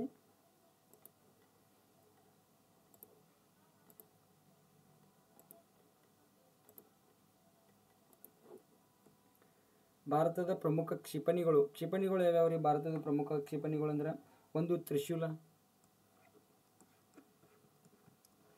ತ್ರಿಶೂಲ್ ಕ್ಷಿಪಣಿ ಕಂಡು ಬರ್ತೈತಿ. ಈ ತ್ರಿಶೂಲ್ ಕ್ಷಿಪಣಿ ಏನ್ರಿ? ಸರ್ಫೇಸ್ ಟು ಏರ್ ಏನ್ರಿ? ಇದು ಸರ್ಫೇಸ್ ಟು ಏರ್ ಅಂದ್ರೆ ಮೇಲ್ಮೈಯಿಂದ ಆಕಾಶಕ್ಕೆ ಚಿಮ್ಮುವ ಕ್ಷಿಪಣಿ. ಆಮೇಲೆ ಅಸ್ತ್ರ ಏನ್ರಿ? ಅಸ್ತ್ರ ಕ್ಷಿಪಣಿ. ಈ ಅಸ್ತ್ರ ಕ್ಷಿಪಣಿ ಏನ್ರಿ? ಇದು ಏರ್ ಟು ಏರ್. ಹೌದಾ? ಏರ್ ಟು ಏರ್ ಅಂದ್ರೆ ಆಕಾಶದಿಂದ ಆಕಾಶಕ್ಕೆ ಚಿಮ್ಮುವ ಕ್ಷಿಪಣಿ. ಆಮೇಲೆ ಮತ್ತೊಂದು ಯಾವ್ದ್ರಿ? ಪೃಥ್ವಿ ಅಂತಕ್ಕಂಥ ಕ್ಷಿಪಣಿ ಏನ್ರಿ? ಸರ್ಫೇಸ್ ಟು ಸರ್ಫೇಸ್, ಮೇಲ್ಮೈಯಿಂದ ಭೂಮಿಯಿಂದ ಭೂಮಿಗೆ. ಕೇಳಿರಲ್ರಿ? ಆಮೇಲೆ ಅಗ್ನಿ ಏನ್ರಿ? ಅಗ್ನಿ ಕ್ಷಿಪಣಿ ಏನ್ರಿ? Surface to air. ಆಮೇಲೆ ಆಕಾಶ್ ಅಂತಕ್ಕಂಥ ಕ್ಷಿಪಣಿ ಏನ್ರಿ? ಇದು ಆಕಾಶ್ ಕ್ಷಿಪಣಿ ಏನ್ರಿ? ಸರ್ಫೇಸ್ ಟು ಏರ್ ಏನ್ರಿ? ಸರ್ಫೇಸ್ ಟು ಏರ್ ಆಕಾಶ್ ಕ್ಷಿಪಣಿ, ಸರ್ಫೇಸ್ ಟು ಏರ್. ಇವೆಲ್ಲ ಕ್ಷಿಪಣಿಗಳನ್ನು ಯಾವಾಗ ಯಾರು ಮಾಡ್ತಾರಂದ್ರೆ 1980 APJ ಅಬ್ದುಲ್ ಕಲಾಂ. ಯಾರ್ರಿ? APJ ಅಬ್ದುಲ್ ಕಲಾಂ ಅವರು ಒಂದು ಪ್ರೋಗ್ರಾಮನ್ನು ಜಾರಿಗೆ ತರ್ತಾರೆ. ಯಾವ್ದ್ರದ್ದು ಪ್ರೋಗ್ರಾಮ್ ಅಂದರೆ ಇಂಟಿಗ್ರೇಟೆಡ್ ಗೈಡೆಡ್ ಮಿಸೈಲ್ ಪ್ರೋಗ್ರಾಮ್. ಯಾವ್ದ್ರಿ? ಇಂಟಿಗ್ರೇಟೆಡ್ ಗೈಡೆಡ್ ಮಿಸೈಲ್ ಪ್ರೋಗ್ರಾಮ್ ಅಂತಕ್ಕಂಥ ಒಂದು ಪ್ರೋಗ್ರಾಮನ್ನು ಜಾರಿಗೆ ತರ್ತಾರೋ ಆ ಪ್ರೋಗ್ರಾಮ್ದ ಅಡಿಯಲ್ಲಿ ಇವೆಲ್ಲ ಕ್ಷಿಪಣಿಗಳನ್ನು ಅಭಿವೃದ್ಧಿಪಡಿಸ್ತಾರೆ. ಆಮೇಲೆ ಇನ್ನೊಂದು ಬರ್ತೈತಿ ನಾಗ್ ಅಂತ ಬರ್ತೈತಿ. ಈ ನಾಗ್ ಅಂತಕ್ಕಂಥದ್ದು ಏನಂದ್ರೆ 3ನೇ ತಲೆಮಾರಿನ ಟ್ಯಾಂಕ್ ವಿರೋಧಿ ಕ್ಷಿಪಣಿ. ಯಾವ್ದ್ರಿ? 3ನೇ ತಲೆಮಾರಿನ ಟ್ಯಾಂಕ್ ವಿರೋಧಿ ಕ್ಷಿಪಣಿ. ಯಾವ್ದ್ರಿ? ನಾಗ. ಇವೆಲ್ಲ ನಿಮ್ಮ ಕರೆಂಟ್ ಅಫೇರ್ಸ್ ಒಳಗೆ ಫ್ರಂಟ್ ಪೇಜ್ ಒಳಗೆ ಇರ್ಬೇಕ್ರಿ. ಓಕೆನಾ? ಫ್ರಂಟ್ ಪೇಜ್ ಒಳಗೆ ಬರ್ಕೊಂಡಿರ್ಬೇಕು, ಮೇಲೆ ರಿಪೀಟ್ ಮಾಡ್ತಾ ಇರಬೇಕು. ಪರೀಕ್ಷೆ ಒಳಗೆ ಇವ ನಮಗೆ ಏನು ಮಾಡ್ತಿರ್ತಾವೆ ಅಂದ್ರೆ ಕನ್ಫ್ಯೂಷನ್ ಆಗ್ತಾ ಇರ್ತಾವೆ. Surface to air to surface ಏನ್ರಿ ಇದು ಅಂತೇಳಿ ಸಿಕ್ಕಾಪಟ್ಟೆ ಕನ್ಫ್ಯೂಸ್ ಆಗ್ತೈತಿ. ಹೌದಾ? ಮೇಲ್ಮೈ ಟು ಆಕಾಶ ಈ ಥರ ಕೊಡ್ತಾರೆ. ಓಕೆನಾ? ನೆಕ್ಸ್ಟ್ ಹೋಗೋಣ್ರಿ. ನೋಡಿರಿ, 2024 ವಿಶ್ವ ಬ್ಯಾಡ್ಮಿಂಟನ್ ಟೀಮ್ ಚಾಂಪಿಯನ್ಶಿಪ್ಗಳಾದ ಥಾಮಸ್ ಕಪ್ ಮತ್ತು ಊಬರ್ ಕಪ್ಗಳು ಬ್ಯಾಡ್ಮಿಂಟನ್ ಟೂರ್ನಿಗಳು ಎಲ್ಲಿ ನಡೀತಾವೆ? ಚೀನಾದ ಚೆಂಗ್ಡೂದೊಳಗೆ ನಡೀಲಾತಾವ. ಈಗ ಸದ್ಯ ಪ್ರೆಸೆಂಟ್ ನಡೀತಾ ಇದ್ದಾವೆ. ಓಕೆನಾ? ಪ್ರತಿ 2 ವರ್ಷಗಳಿಗೊಮ್ಮೆ ನಡೀತಾವೆ. ಓಕೆನಾ? ಇಲ್ಲಿ ಥಾಮಸ್ ಕಪ್ ಊಬರ್ ಕಪ್ಗಳು ಟೂರ್ನಿಗಳು ಎಲ್ಲಿ ನಡೆದು 2024 ಅಷ್ಟು ನೇರವಾಗಿ ಪ್ರಶ್ನೆಗಳು ಕೇಳ್ಬೋದಾಗಿತ್ತು. ಬಟ್ ಇದು ಥಾಮಸ್ ಕಪ್ ಊಬರ್ ಕಪ್ಗಳು ಅನ್ನೋದು ಅನ್ನೋದು ಗೊತ್ತಾಗಬೇಕಾದ್ರೆ ಇವು ವಿಶ್ವ ಬ್ಯಾಡ್ಮಿಂಟನ್ ಟೀಮ್ ಚಾಂಪಿಯನ್ಶಿಪ್ ಹೌದಾ, ವಿಶ್ವ badminton team championship badminton tournament ಇದು. ಓಕೆನಾ. ಈ ಥಾಮಸ್ ಕಪ್ ಒಳಗೆ ಯಾರು ಭಾಗವಹಿಸ್ತಾರೆ ಅಂದ್ರೆ ಪುರುಷರು ಭಾಗವಹಿಸ್ತಾರೆ. ಹೌದಾ, ಥಾಮಸ್ ಕಪ್ ಇದು 2022 ನಡೆದಿತ್ತು. 2 ವರ್ಷಕ್ಕೊಮ್ಮೆ ನಡೀತೈತೆ ಅಂದರೆ ಈಗ 2024 ನಡೆಯೈತೆ ಅಂದರೆ ಇದು 2022 ನಡೆದಿತ್ತು. 2022 ಯಾರು ಚಾಂಪಿಯನ್ ಆಗಿದ್ದಾರೆ ಅಂದರೆ ಭಾರತದವರ ಚಾಂಪಿಯನ್ ಆಗಿದ್ರು. ಹೌದಾ, 2022 ಯಾರು ಚಾಂಪಿಯನ್ ಆಗಿದ್ರು? ಭಾರತದವರು ಚಾಂಪಿಯನ್ ಆಗಿದ್ರು. ಓಕೆ, ಮಹಿಳೆ ಇದು ಊಬರ್ ಕಪ್ ಅಂತಕ್ಕಂಥದ್ದು ಯಾರು ಭಾಗವಹಿಸ್ತಾರೆ ಅಂದರೆ ಮಹಿಳೆಯರು ಹೆಚ್ಚಾಗಿ ಅಲ್ಲ, ಮಹಿಳೆಯರೇ ಭಾಗವಹಿಸ್ತಾರೆ. ಅದರಲ್ಲಿ ಊಬರ್ ಕಪ್ ಇದು ಬ್ಯಾಡ್ಮಿಂಟನ್ ಟೂರ್ನಿ ನೆನ್ಪಿಟ್ಕೋರಿ. Badminton team championship Thomas Cup, Uber Cup ಅಂತಕ್ಕಂಥವು. ಓಕೆನಾ. ಇಲ್ಲಿ ಮಹಿಳೆಯರು ಭಾಗವಹಿಸುವ ಬ್ಯಾಡ್ಮಿಂಟನ್ ಟೂರ್ನಿ ಯಾವ್ದು? Uber Cup. ಇಲ್ಲಿ ಸ್ವಲ್ಪ ನಾವು ಕಪ್ಗಳ ಬಗ್ಗೆ ನೋಡಿದ್ರೆ ಇಲ್ಲಿ ನೋಡಿ ಆಗಾ ಖಾನ್ ಕಪ್ ಯಾವ್ದ್ರಿ? ಆಗಾ ಖಾನ್ ಕಪ್ ಯಾವ್ದು ಸಂಬಂಧಪಟ್ಟದ್ರಿ? Aga Khan Cup hockey. Azlan Shah Cup ಯಾವ್ದ್ರಿ? ಅಜ್ಲಾನ್ ಶಾ ಕಪ್ ಹಾಕಿಗೆ ಸಂಬಂಧಿಸಿದ. ಮತ್ತು ಇನ್ನು ರೈಡರ್ ಕಪ್ಪ ಇವೆಲ್ಲ ಕೇಳಿರಲ್ರಿ. ರೈಡರ್ ಕಪ್ಪ, ವಾಕರ್ ಕಪ್ಪ ಯಾವ್ದ್ರಿ? ರೈಡರ್ ಕಪ್ಪ, ವಾಕರ್ ಕಪ್ಪ, ಚಾಕುಡಿ ಕಪ್ಪ ಅಲ್ರಿ. ಯಾವ್ದು? ರೈಡರ್ ಕಪ್ಪ, ವಾಕರ್ ಕಪ್ ಅಂತಕ್ಕಂಥವು ಯಾವ ಸಂಬಂಧಪಟ್ಟವು? ಗಾಲ್ಫ್. ಹೌದಾ, ಗಾಲ್ಫ್ಗೆ ಸಂಬಂಧಪಟ್ಟವು. ಆಮೇಲೆ ಡೇವಿಸ್ ಕಪ್ ಯಾವ್ದ್ರಿ? ಡೇವಿಸ್ ಕಪ್ ಯಾವ್ದು ಸಂಬಂಧಪಟ್ಟೈತ್ರಿ? ಟೆನ್ನಿಸ್ಗೆ ಸಂಬಂಧಪಟ್ಟೈತ್ರಿ. ಟೆನ್ನಿಸ್ 2021 PC ಕ್ವಶನ್ ಪೇಪರ್ ತೆಗೆದು ನೋಡ್ರಿ. ಈ ಕೆಳಗಿನ ಯಾವುದು ಗ್ರ್ಯಾಂಡ್ ಸ್ಲಾಮ್ ಅಲ್ಲ? ಇದು ಟೆನ್ನಿಸ್ ಟೂರ್ನಮೆಂಟ್. ಹೌದಾ, ಡೇವಿಸ್ ಅನ್ನೋದು ಟೆನ್ನಿಸ್ ಟೂರ್ನಮೆಂಟ್. ಗ್ರ್ಯಾಂಡ್ ಸ್ಲಾಮ್ಗಳು 4 ಗ್ರ್ಯಾಂಡ್ ಸ್ಲಾಮ್ಗಳು ಜరుగుತ್ತಾವೆ, ಅವು ಟೆನ್ನಿಸ್ ಟೂರ್ನಮೆಂಟ್. ಆದರೆ ಅವು ಗ್ರ್ಯಾಂಡ್ ಸ್ಲಾಮ್ ಅಂತ ಕರ್ಸ್ಕೊಳ್ತಾವೆ. ಈ ಡೇವಿಸ್ ಕಪ್ಪ ಗ್ರ್ಯಾಂಡ್ ಸ್ಲಾಮ್ ಅಂತ ಕರ್ಸ್ಕೊಳ್ಳೋದಿಲ್ಲ. ಇದೇ ಥರ್ಡ್ ಆಪ್ಷನ್ ಇತ್ತು 2021 PC ಕ್ವಶನ್ ಪೇಪರ್ ತೆಗೆದು ನೋಡ್ರಿ, ಐತೆ ನೋಡ್ರಿ. ಓಕೆನಾ. ನೆಕ್ಸ್ಟ್ ನೋಡ್ರಿ, ಬಿಲ್ಲಿ ಜಿಂಗ್ ಕಪ್ ಯಾವ್ದ್ರಿ? ಇನ್ನೊಂದು ಯಾವ್ದು? ಬಿಲ್ಲಿ ಜಿಂಗ್ ಕಪ್ ಇದು ಮಹಿಳಾ ಟೆನ್ನಿಸ್. ನೆನ್ಪಿಟ್ಕೋರಿ, ಮಹಿಳಾ ಟೆನ್ನಿಸ್ ಯಾವ್ದ್ರಿ? ಬಿಲ್ಲಿ ಜಿಂಗ್ ಕಪ್ ಮಹಿಳಾ ಟೆನ್ನಿಸ್. ಇವೆಲ್ಲ ಕರೆಂಟ್ ಅಫೇರ್ಸ್ ಬುಕ್ ಒಳಗೆ ನೀವೇನು ನೋಟ್ಸ್ ಮಾಡ್ತಾ ಇರ್ತೀರಿ, ಕರೆಂಟ್ ಅಫೇರ್ಸ್ ಒಂದು ಸಪ್ರೇಟ್ ಬುಕ್ ಮಾಡಿರಿ. ಆ ಬುಕ್ ಒಳಗೆ ಫಸ್ಟ್ 4 ಪೇಜ ಅಥವಾ 5 ಪೇಜ ಕುಲ್ಲ ಬಿಡಬೇಕು. ಬ್ಲ್ಯಾಂಕ್ ಬಿಟ್ಕೊಂಡು ನೀವು ಅಲ್ಲಿಂದ 5 ಪೇಜ್ ಬಿಟ್ಟು ಅಲ್ಲಿಂದ ನೀವು ನೋಟ್ಸ್ ಮಾಡ್ತಾ ಹೋಗಬೇಕು. ಅಲ್ಲಿ ಏನು ಫ್ರಂಟ್ ಪೇಜ್ ಒಳಗೆ ಏನು ಬರಿಬೇಕಂತ ನಾನು ಹೇಳ್ತಾ ಇರ್ತೀನಿ. ಇದು ಫ್ರಂಟ್ ಪೇಜ್ ಒಳಗೆ ಇದ್ದರೆ ಇದನ್ನು ಫ್ರಂಟ್ ಪೇಜ್ ಒಳಗೆ ಬರಿಬೇಕು. ಇದನ್ನು ಫ್ರಂಟ್ ಪೇಜ್ ಒಳಗೆ ಬರ್ಕೊಂಡಿರ್ಬೇಕು ನೀವು. ಓಕೆನಾ. ಆಮೇಲೆ ಇನ್ನು ಬಿಲ್ಲಿ ಜಿಂಗ್ ಕಪ್ ಇಲ್ಲಿ ಮಹಿಳಾ ಟೆನ್ನಿಸ್. ಆಮೇಲೆ ಸಂತೋಷ್ ಟ್ರೋಫಿ ಯಾವ್ದ್ರಿ? ಸಂತೋಷ್ ಟ್ರೋಫಿ ಅಲ್ರಿ. ಫುಟ್ಬಾಲ್ ಒಳಗೆ ಆಡ್ತಾರೆ. ಫುಟ್ಬಾಲ್ ಟೂರ್ನಿ ಯಾವ್ದ್ರಿ? ಸಂತೋಷ್ ಟ್ರೋಫಿ ಯಾವ್ದ್ರಿ? ಫುಟ್ಬಾಲ್. ಓಕೆನಾ. ಆಮೇಲೆ ಡ್ಯೂರಾಂಡ್ ಕಪ್ ಯಾವ್ದ್ರಿ? ಡ್ಯೂರಾಂಡ್ ಕಪ್ ಇದು ಯಾವ್ದ್ರಿ? ಫುಟ್ಬಾಲ್ಗೆ ಸಂಬಂಧಪಟ್ಟೈತಿ. ಭಾರತದ ಅತ್ಯಂತ ಹಳೆಯ ಫುಟ್ಬಾಲ್ ಟೂರ್ನಿ ಯಾವುದು ಅಂದ್ರೆ ಡ್ಯೂರಾಂಡ್ ಕಪ್. ಹೌದಾ, ನೆನಪಿಟ್ಕೋರಿ. ಇಂಥವೇನರ ವಿಶೇಷ ಇದ್ದದ್ದು ನೀವು ಡಿಸ್ಕಷನ್ ಮಾಡೋದು ಬರ್ರಿ ಫ್ರೆಂಡ್ ಸರ್ಕಲ್ ಒಳಗೆ. ಓಕೆ, ನೆಕ್ಸ್ಟ್ ಹೋಗೋಣ್ರಿ. ನೆಕ್ಸ್ಟ್ ನೋಡ್ರಿ, ಇತ್ತೀಚೆಗೆ ರಾಷ್ಟ್ರಪತಿ ದ್ರೌಪದಿ ಮುರ್ಮು ಅವರು ದ್ರೌಪದಿ ಮುರ್ಮು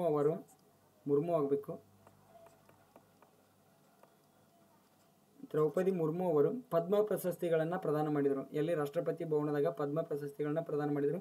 ಇವು ಯಾವಾಗ ಅಂದರೆ ಜನವರಿ 26ರಂದ ಏನು ಮಾಡಿರ್ತಾರೆ, ಇದನ್ನು ಘೋಷಣೆ ಮಾಡಿರ್ತಾರೋ. ಬಟ್ ಈಗ ಏನು ಮಾಡಿದ್ರು ಅಂದರೆ ರೀಸೆಂಟ್ಲಿ ಪದ್ಮ ಪ್ರಶಸ್ತಿ ಪ್ರದಾನ ಮಾಡಿದರು. ಅದರಲ್ಲಿ ಎಷ್ಟು ರೀ? ಪದ್ಮ ವಿಭೂಷಣ ಪ್ರಶಸ್ತಿ 5. ಆಮೇಲೆ ಪದ್ಮಭೂಷಣ ಎಷ್ಟು ರೀ? 17. ಆಮೇಲೆ ಪದ್ಮಶ್ರೀ ಯಾವ್ದು? ಪದ್ಮಶ್ರೀ ಪ್ರಶಸ್ತಿಗಳು ಎಷ್ಟು? 110 ಪ್ರಶಸ್ತಿಗಳನ್ನ ಕೊಡ್ತಾರೆ. ಪದ್ಮಶ್ರೀ ಪ್ರಶಸ್ತಿಗಳನ್ನ 110. ಆಮೇಲೆ ಪದ್ಮಭೂಷಣ ಪ್ರಶಸ್ತಿ ಎಷ್ಟು ರೀ? 17. ಆಮೇಲೆ ಪದ್ಮ ವಿಭೂಷಣ ಪ್ರಶಸ್ತಿ ಎಷ್ಟು? 5. ಇಷ್ಟೆಲ್ಲ ಪ್ರಶಸ್ತಿಗಳನ್ನ ಕೊಟ್ಟಿರ್ತಾರೆ. ಆಮೇಲೆ ನೋಡ್ರಿ, ಪದ್ಮ ವಿಭೂಷಣ ಪ್ರಶಸ್ತಿ ಪಡೆದವರ ವೈಜಯಂತಿ ಮಾಲಾಬಾಲಿ. ಯಾರ್ರಿ? ವೈಜಯಂತಿ ಮಾಲಾಬಾಲಿ. ಕಲೆಗೆ ಸಂಬಂಧಿಸಿದ. ಆಮೇಲೆ ತಮಿಳುನಾಡು. ಇವ್ರನ್ನೆಲ್ಲ ಯಾಕೆ ತೊಗೊಂಬಂದಿನ ಗೊತ್ತೈತೇನ್ರಿ? 2023 ಜನವರಿ 9ನೇ ತಾರೀಕು RSI ಎಕ್ಸಾಮ್ ನಡೀತೈತೆ ರೀ. ಹೌದಾ, ಆ RSI ಕ್ವಶನ್ ಪೇಪರ್ ಒಳಗೆ ಡಾಕ್ಟರ್ ಮಂಜುನಾಥ್ ಅಂತ ಕೇಳಿರ್ಬೇಕು. ಹೌದಾ, ಡಾಕ್ಟರ್ ಮಂಜುನಾಥ್ ಹೃದ್ರೋಗ ತಜ್ಞರು ಇವರು. ಹೌದಾ, ಜಯದೇವ ಹೃದ್ರೋಗ ಹಾಸ್ಪಿಟ್ಲ್ ಐತೆ ಗೊತ್ತಿರ್ಬೇಕು ನಿಮ್ಗೆ. ಆ ಹೃದ್ರೋಗ ತಜ್ಞರು ಇವರು ಯಾವ ಕ್ಷೇತ್ರಕ್ಕೆ ಸಂಬಂಧಿಸ್ಯಾರಂತ ನೇರವಾಗಿ ಕ್ವಶನ್ ಇತ್ತು. ಹೌದಾ, ಇವರು ಡಾಕ್ಟರ್ ಮಂಜುನಾಥ್ ಅವರು ಯಾವ ಕ್ಷೇತ್ರಕ್ಕೆ ಸಂಬಂಧಿಸಿದರು ಇಷ್ಟ ಕ್ವಶನ್ ಇತ್ತು. ಹೌದಾ, ಕಲೆ, ಸಾಹಿತ್ಯ, ಹೃದ್ರೋಗ ಈ ಥರ ಆಪ್ಷನ್ಸ್ಗಳನ್ನ ಕೊಡ್ತಾರೆ. ನೆನ್ಪಿಡೋರಿ. ಹಾಗಾಗಿ ಆ ಥರ ಕ್ವಶನ್ ಬರ್ತಾವಂತ ಇದನ್ನು ತೊಗೊಂಬಂದಿನಿ. ಅಲ್ಲಿ ನೆಕ್ಸ್ಟ್ ನೋಡ್ರಿ, ಕೋನಿಡೇಲಾ ಚಿರಂಜೀವಿ ಏನ್ರಿ ಕೋನಿಡೇಲಾ ಚಿರಂಜೀವಿ ಕಲೆಗೆ ಸಂಬಂಧಿಸಿದ ಇವ್ರಿಗೆ ಕಲೆ ಕ್ಷೇತ್ರದೊಳಗೆ ಕೊಡ್ತಾರೋ. ಆಮೇಲೆ ಇವ್ರು ಯಾವ ರಾಜ್ಯದವರು ಅಂದ್ರೆ ಆಂಧ್ರ ಪ್ರದೇಶದವರು. ಆಮೇಲೆ ಎಂ ವೆಂಕಯ್ಯ ನಾಯ್ಡು ಯಾರ್ರಿ ಎಂ ವೆಂಕಯ್ಯ ನಾಯ್ಡು ಇವರು ಮಾಜಿ ಭಾರತದ ಉಪರಾಷ್ಟ್ರಪತಿಯಾಗಿರ್ತಾರೆ. ಆಮೇಲೆ ಇವರು ಆಂಧ್ರ ಪ್ರದೇಶದ ರಾಜ್ಯದವರು. ಬಿಂದೇಶ್ವರ್ ಪಾಠಕ್ ಇವ್ರು ಯಾರು ಬಿಂದೇಶ್ವರ್ ಪಾಠಕ್ ನಾವು ಚಿಕ್ಕವರಿಂದನೇ ಕೇಳ್ತಾ ಬಂದಿದ್ದೀವಿ. ಬಿಂದೇಶ್ವರ್ ಪಾಠಕ ಸುಲಭ್ ಇಂಟರ್ನ್ಯಾಷನಲ್ ಸಂಸ್ಥೆಯ ಸಂಸ್ಥಾಪಕರಾಗಿದ್ದಾರೆ. ಆಮೇಲೆ ಇವರೇನ್ರಿ ಬಿಹಾರದವರು. ಓಕೆನಾ. ಇನ್ನು ಪದ್ಮ ಸುಬ್ರಹ್ಮಣ್ಯಂ ಕಲೆ ಕ್ಷೇತ್ರದೊಳಗೆ ಕೊಡ್ತಾರೆ. ಆಮೇಲೆ ಇವ್ರು ಯಾವ ರಾಜ್ಯದವರು ತಮಿಳುನಾಡದವರು. ಓಕೆ ನೆಕ್ಸ್ಟ್ ನೋಡ್ರಿ ಪದ್ಮಭೂಷಣ ಬಗ್ಗೆ ನೋಡೋಣ್ರಿ. ಪದ್ಮಭೂಷಣ 17 ಜನರಿಗೆ ಕೊಟ್ಟಾರ. ಅದರೊಳಗೆ ಇಂಪಾರ್ಟೆಂಟ್ ಸ್ವಲ್ಪ ತಂದೀನಿ. ಆಮೇಲೆ ಯಂಗ್ ಲಿಯು ಇವ್ರು ಯಾರು ಯಂಗ್ ಲಿಯು ಅಂತಕ್ಕಂಥವ್ರು ತೈವಾನ್ ದೇಶದವರು. ಇತ್ತೀಚೆಗೆ ತೈವಾನ್ ದೇಶದ ಯಾರು ತೈವಾನ್ ದೇಶದವರು ಪದ್ಮಭೂಷಣ ಪ್ರಶಸ್ತಿ ಪಡೆದ್ರಂದ್ರೆ ಯಂಗ್ ಲಿಯು. ಯಾವ ಥರ ತಿರ್ವ ಮಾಡಿ ಕ್ವಶನ್ ಕೇಳಿದ್ರು ಅದೇ ಆನ್ಸರ್ ಆಗುತ್ತಾ. ಓಕೆನಾ. ಎಂ ಫಾತಿಮಾ ಬೀಬಿ ಯಾರ್ರಿ ಕೇರಳದವರು. ಯಾರಿವರು ಎಂ ಫಾತಿಮಾ ಬೀಬಿ ಕೇರಳದವರು. ಭಾರತದ ಸುಪ್ರೀಂ ಕೋರ್ಟ್ನ ಮೊದಲ ಮಹಿಳಾ ನ್ಯಾಯಾಧೀಶರು ಯಾರ್ರಿ ಭಾರತದ ಸುಪ್ರೀಂ ಕೋರ್ಟ್ನ ಮೊದಲ ಮಹಿಳಾ ನ್ಯಾಯಾಧೀಶರು ಯಾರ್ರಿ ಫಾತಿಮಾ ಬೀಬಿ ಅಂತಕ್ಕಂಥವ್ರು. ಆಮೇಲೆ ರಾಮ್ ನಾಯಕ್ ಯಾರ್ರಿ ರಾಮ್ ನಾಯಕ್ ಉತ್ತರ ಪ್ರದೇಶದ ಮಾಜಿ ರಾಜ್ಯಪಾಲರಾಗಿದ್ದರು.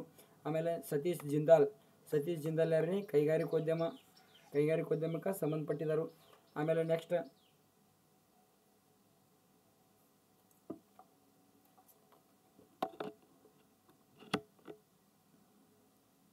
ಓಕೆ ನೆಕ್ಸ್ಟ್ ನೋಡೋಣ್ರಿ ಪದ್ಮಶ್ರೀ ಪ್ರಶಸ್ತಿಗಳು. ಪದ್ಮಶ್ರೀ ಪ್ರಶಸ್ತಿ ಎಷ್ಟು ಕೊಡ್ತಾರೆ 110 ಪದ್ಮಶ್ರೀ ಪ್ರಶಸ್ತಿಗಳನ್ನು ಕೊಡ್ತಾರೆ. ಪರ್ಬತಿ ಬರುವ ಅಂತಕ್ಕಂಥವ್ರಿಗೆ ಕೊಟ್ಟಿರ್ತಾರೆ. ಇವರು ಭಾರತದ ಪ್ರಥಮ ಮಹಿಳಾ ಆನೆ ಮಾವುತ. ಹೌದಾ. 2024ರಲ್ಲಿ ಪದ್ಮಶ್ರೀ ಪ್ರಶಸ್ತಿ ಪಡೆದ ಪ್ರಮುಖ ಕನ್ನಡಿಗರು ಯಾರ್ಯಾರಿ ಕನ್ನಡಿಗರ ರೋಹನ್ ಬೋಪಣ್ಣ ನೋಡ್ರಿ ಟೆನ್ನಿಸ್ 2024ರಲ್ಲಿ ಡಬಲ್ಸ್ ಎದರಲ್ರಿ ಡಬಲ್ಸ್ ಒಳಗೆ ಏನು ಮಾಡ್ತಾರೆ ಚಾಂಪಿಯನ್ ಆಗ್ತಾರೆ. 2024ರ ಆಸ್ಟ್ರೇಲಿಯಾ ಓಪನ್ನೊಳಗೆ ಡಬಲ್ಸ್ ಒಳಗೆ ಚಾಂಪಿಯನ್ ಆಗ್ತಾರೆ. ಆಸ್ಟ್ರೇಲಿಯಾ ಓಪನ್ ಗೆದ್ದ ಅತ್ಯಂತ ಹಿರಿಯ ಟೆನ್ನಿಸ್ ಆಟಗಾರ ಯಾರ್ರಿ ರೋಹನ್ ಬೋಪಣ್ಣ. ಅದು ಇವ್ರ ಹೆಸರಲ್ಲೇ ರೆಕಾರ್ಡ್ ಆಗ್ಯದ, ನೆನ್ಪಿಟ್ಕೋರಿ. ಓಕೆನಾ. ಇವ್ರ ಜೊತೆ ಇನ್ನೊಬ್ರು ಯಾರಂದ್ರೆ ಮ್ಯಾಥ್ಯೂ ಎಬ್ಡೆನ್ ಅಂತಕ್ಕಂಥವ್ರು ಇವ್ರ ಜೊತೆ ಆಡಿದರು. ಮ್ಯಾಥ್ಯೂ ಎಬ್ಡೆನ್. ಇದು ಕ್ವಶನ್ ಕೇಳಿದ್ದ ಆಲ್ರೆಡಿ 2024 PC ಕೇಳಿದ್ದು ನೋಡ್ರಿ. ಓಕೆನಾ. ಆಮೇಲೆ ನೋಡ್ರಿ ಪ್ರೇಮ್ ಧನ್ರಾಜ್ ಅಂತಕ್ಕಂಥವ್ರು ವೈದ್ಯಕೀಯ. ಆಮೇಲೆ ಅನುಪಮ ಹೊಸಕೆರೆ ಕಲೆ ಕ್ಷೇತ್ರ. ಆಮೇಲೆ SM ಕೃಷ್ಣಮೂರ್ತಿ ಸಾಹಿತ್ಯ. KS ರಾಜಣ್ಣ ಸಮಾಜ ಸೇವೆ. ಆಮೇಲೆ ಚಂದ್ರಶೇಖರ್ ರಾಜಣ್ಣಾಚಾರ್ ವೈದ್ಯಕೀಯ. ಆಮೇಲೆ ಸೋಮಣ್ಣ ಸಮಾಜ ಸೇವೆ. ಆಮೇಲೆ ಶಶಿ ಸೋನಿ ಅಂತಕ್ಕಂಥವ್ರು ವಾಣಿಜ್ಯ. ಇದನ್ನು ಸ್ವಲ್ಪ ನೀವು ಕ್ಲೀನಾಗಿ ಇನ್ನೊಂದು ಸಲ ಓದಿ ನೆನ್ಪಿಟ್ಕೋರಿ. ಓಕೆನಾ. ಒಂದು ಸಲ ಓದ್ಬಿಡ್ರಿ, 1-2 ಸಲ ರಿವಿಷನ್ ಮಾಡ್ಕೋರಿ, 1-2 ಸಲ ನಿಮ್ಮ ಫ್ರೆಂಡ್ಸ್ಗೆ ಹೇಳ್ರಿ. ಅವಾಗ ನಿಮಗೆ ಏನಾಗ್ತದೆ ಕಂಪ್ಲೀಟಾಗಿ ಮೈಂಡ್ ಒಳಗೆ ಸೆಟ್ ಆಗಿಬಿಡ್ತೈತಿ. ಎಕ್ಸಾಮ್ ಒಳಗೆ ಬಂದರೆ ಪ್ರಾಬ್ಲಮ್ ಆಗಲ್ಲ. ಓಕೆ ನೆಕ್ಸ್ಟ್ ನೋಡ್ರಿ ಇತ್ತೀಚೆಗೆ ಸುದ್ದಿಯಲ್ಲಿದ್ದ ಸಕ್ಸ್ಗಮ್ ಕಣಿವೆ ಯಾವ್ದ್ರಿ ಸಕ್ಸ್ಗಮ್ ಕಣಿವೆ ಎಲ್ಲಿ ಕಂಡುಬರ್ತೈತಿ ಅಂದರೆ ಜಮ್ಮು ಕಾಶ್ಮೀರದೊಳಗೆ ಕಂಡುಬರ್ತೈತಿ. ಸಕ್ಸ್ಗಮ್ ಕಣಿವೆ ಎಲ್ಲಿ ಕಂಡುಬರ್ತೈತಿ ಅಂದರೆ ಜಮ್ಮು ಕಾಶ್ಮೀರದಾಗ ಕಂಡುಬರ್ತೈತಿ. ಇಲ್ಲಿ ಮ್ಯಾಪ್ ಒಳಗೆ ಕಲರ್ ಚೇಂಜ್ ಮಾಡ್ತೀನಿ ಅಂತ ಹೇಳ್ರಿ.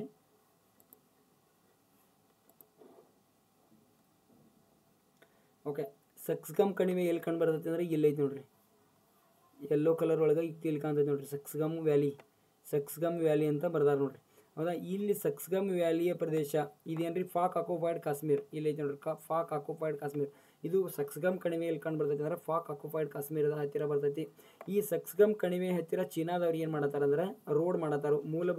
ಮೂಲ ಸೌಕರ್ಯಗಳನ್ನು ಹೆಚ್ಚಿಗೆ ಮಾಡತ್ತಾರ ಇಲ್ಲಿ ರೋಡ್ ಮಾಡಿ. ಇದು ಎಲ್ಲಿ ಕಂಡು ಬರ್ತೈತಿ ಅಂದ್ರೆ ಕಾರಾಕೋರಂ ಪಾಸ್. ಎಲ್ರಿ ಇಲ್ಲಿ ತೆಳಗೈತಿ ನೋಡ್ರಿ ಕಾರಾಕೋರಂ ಪಾಸ್.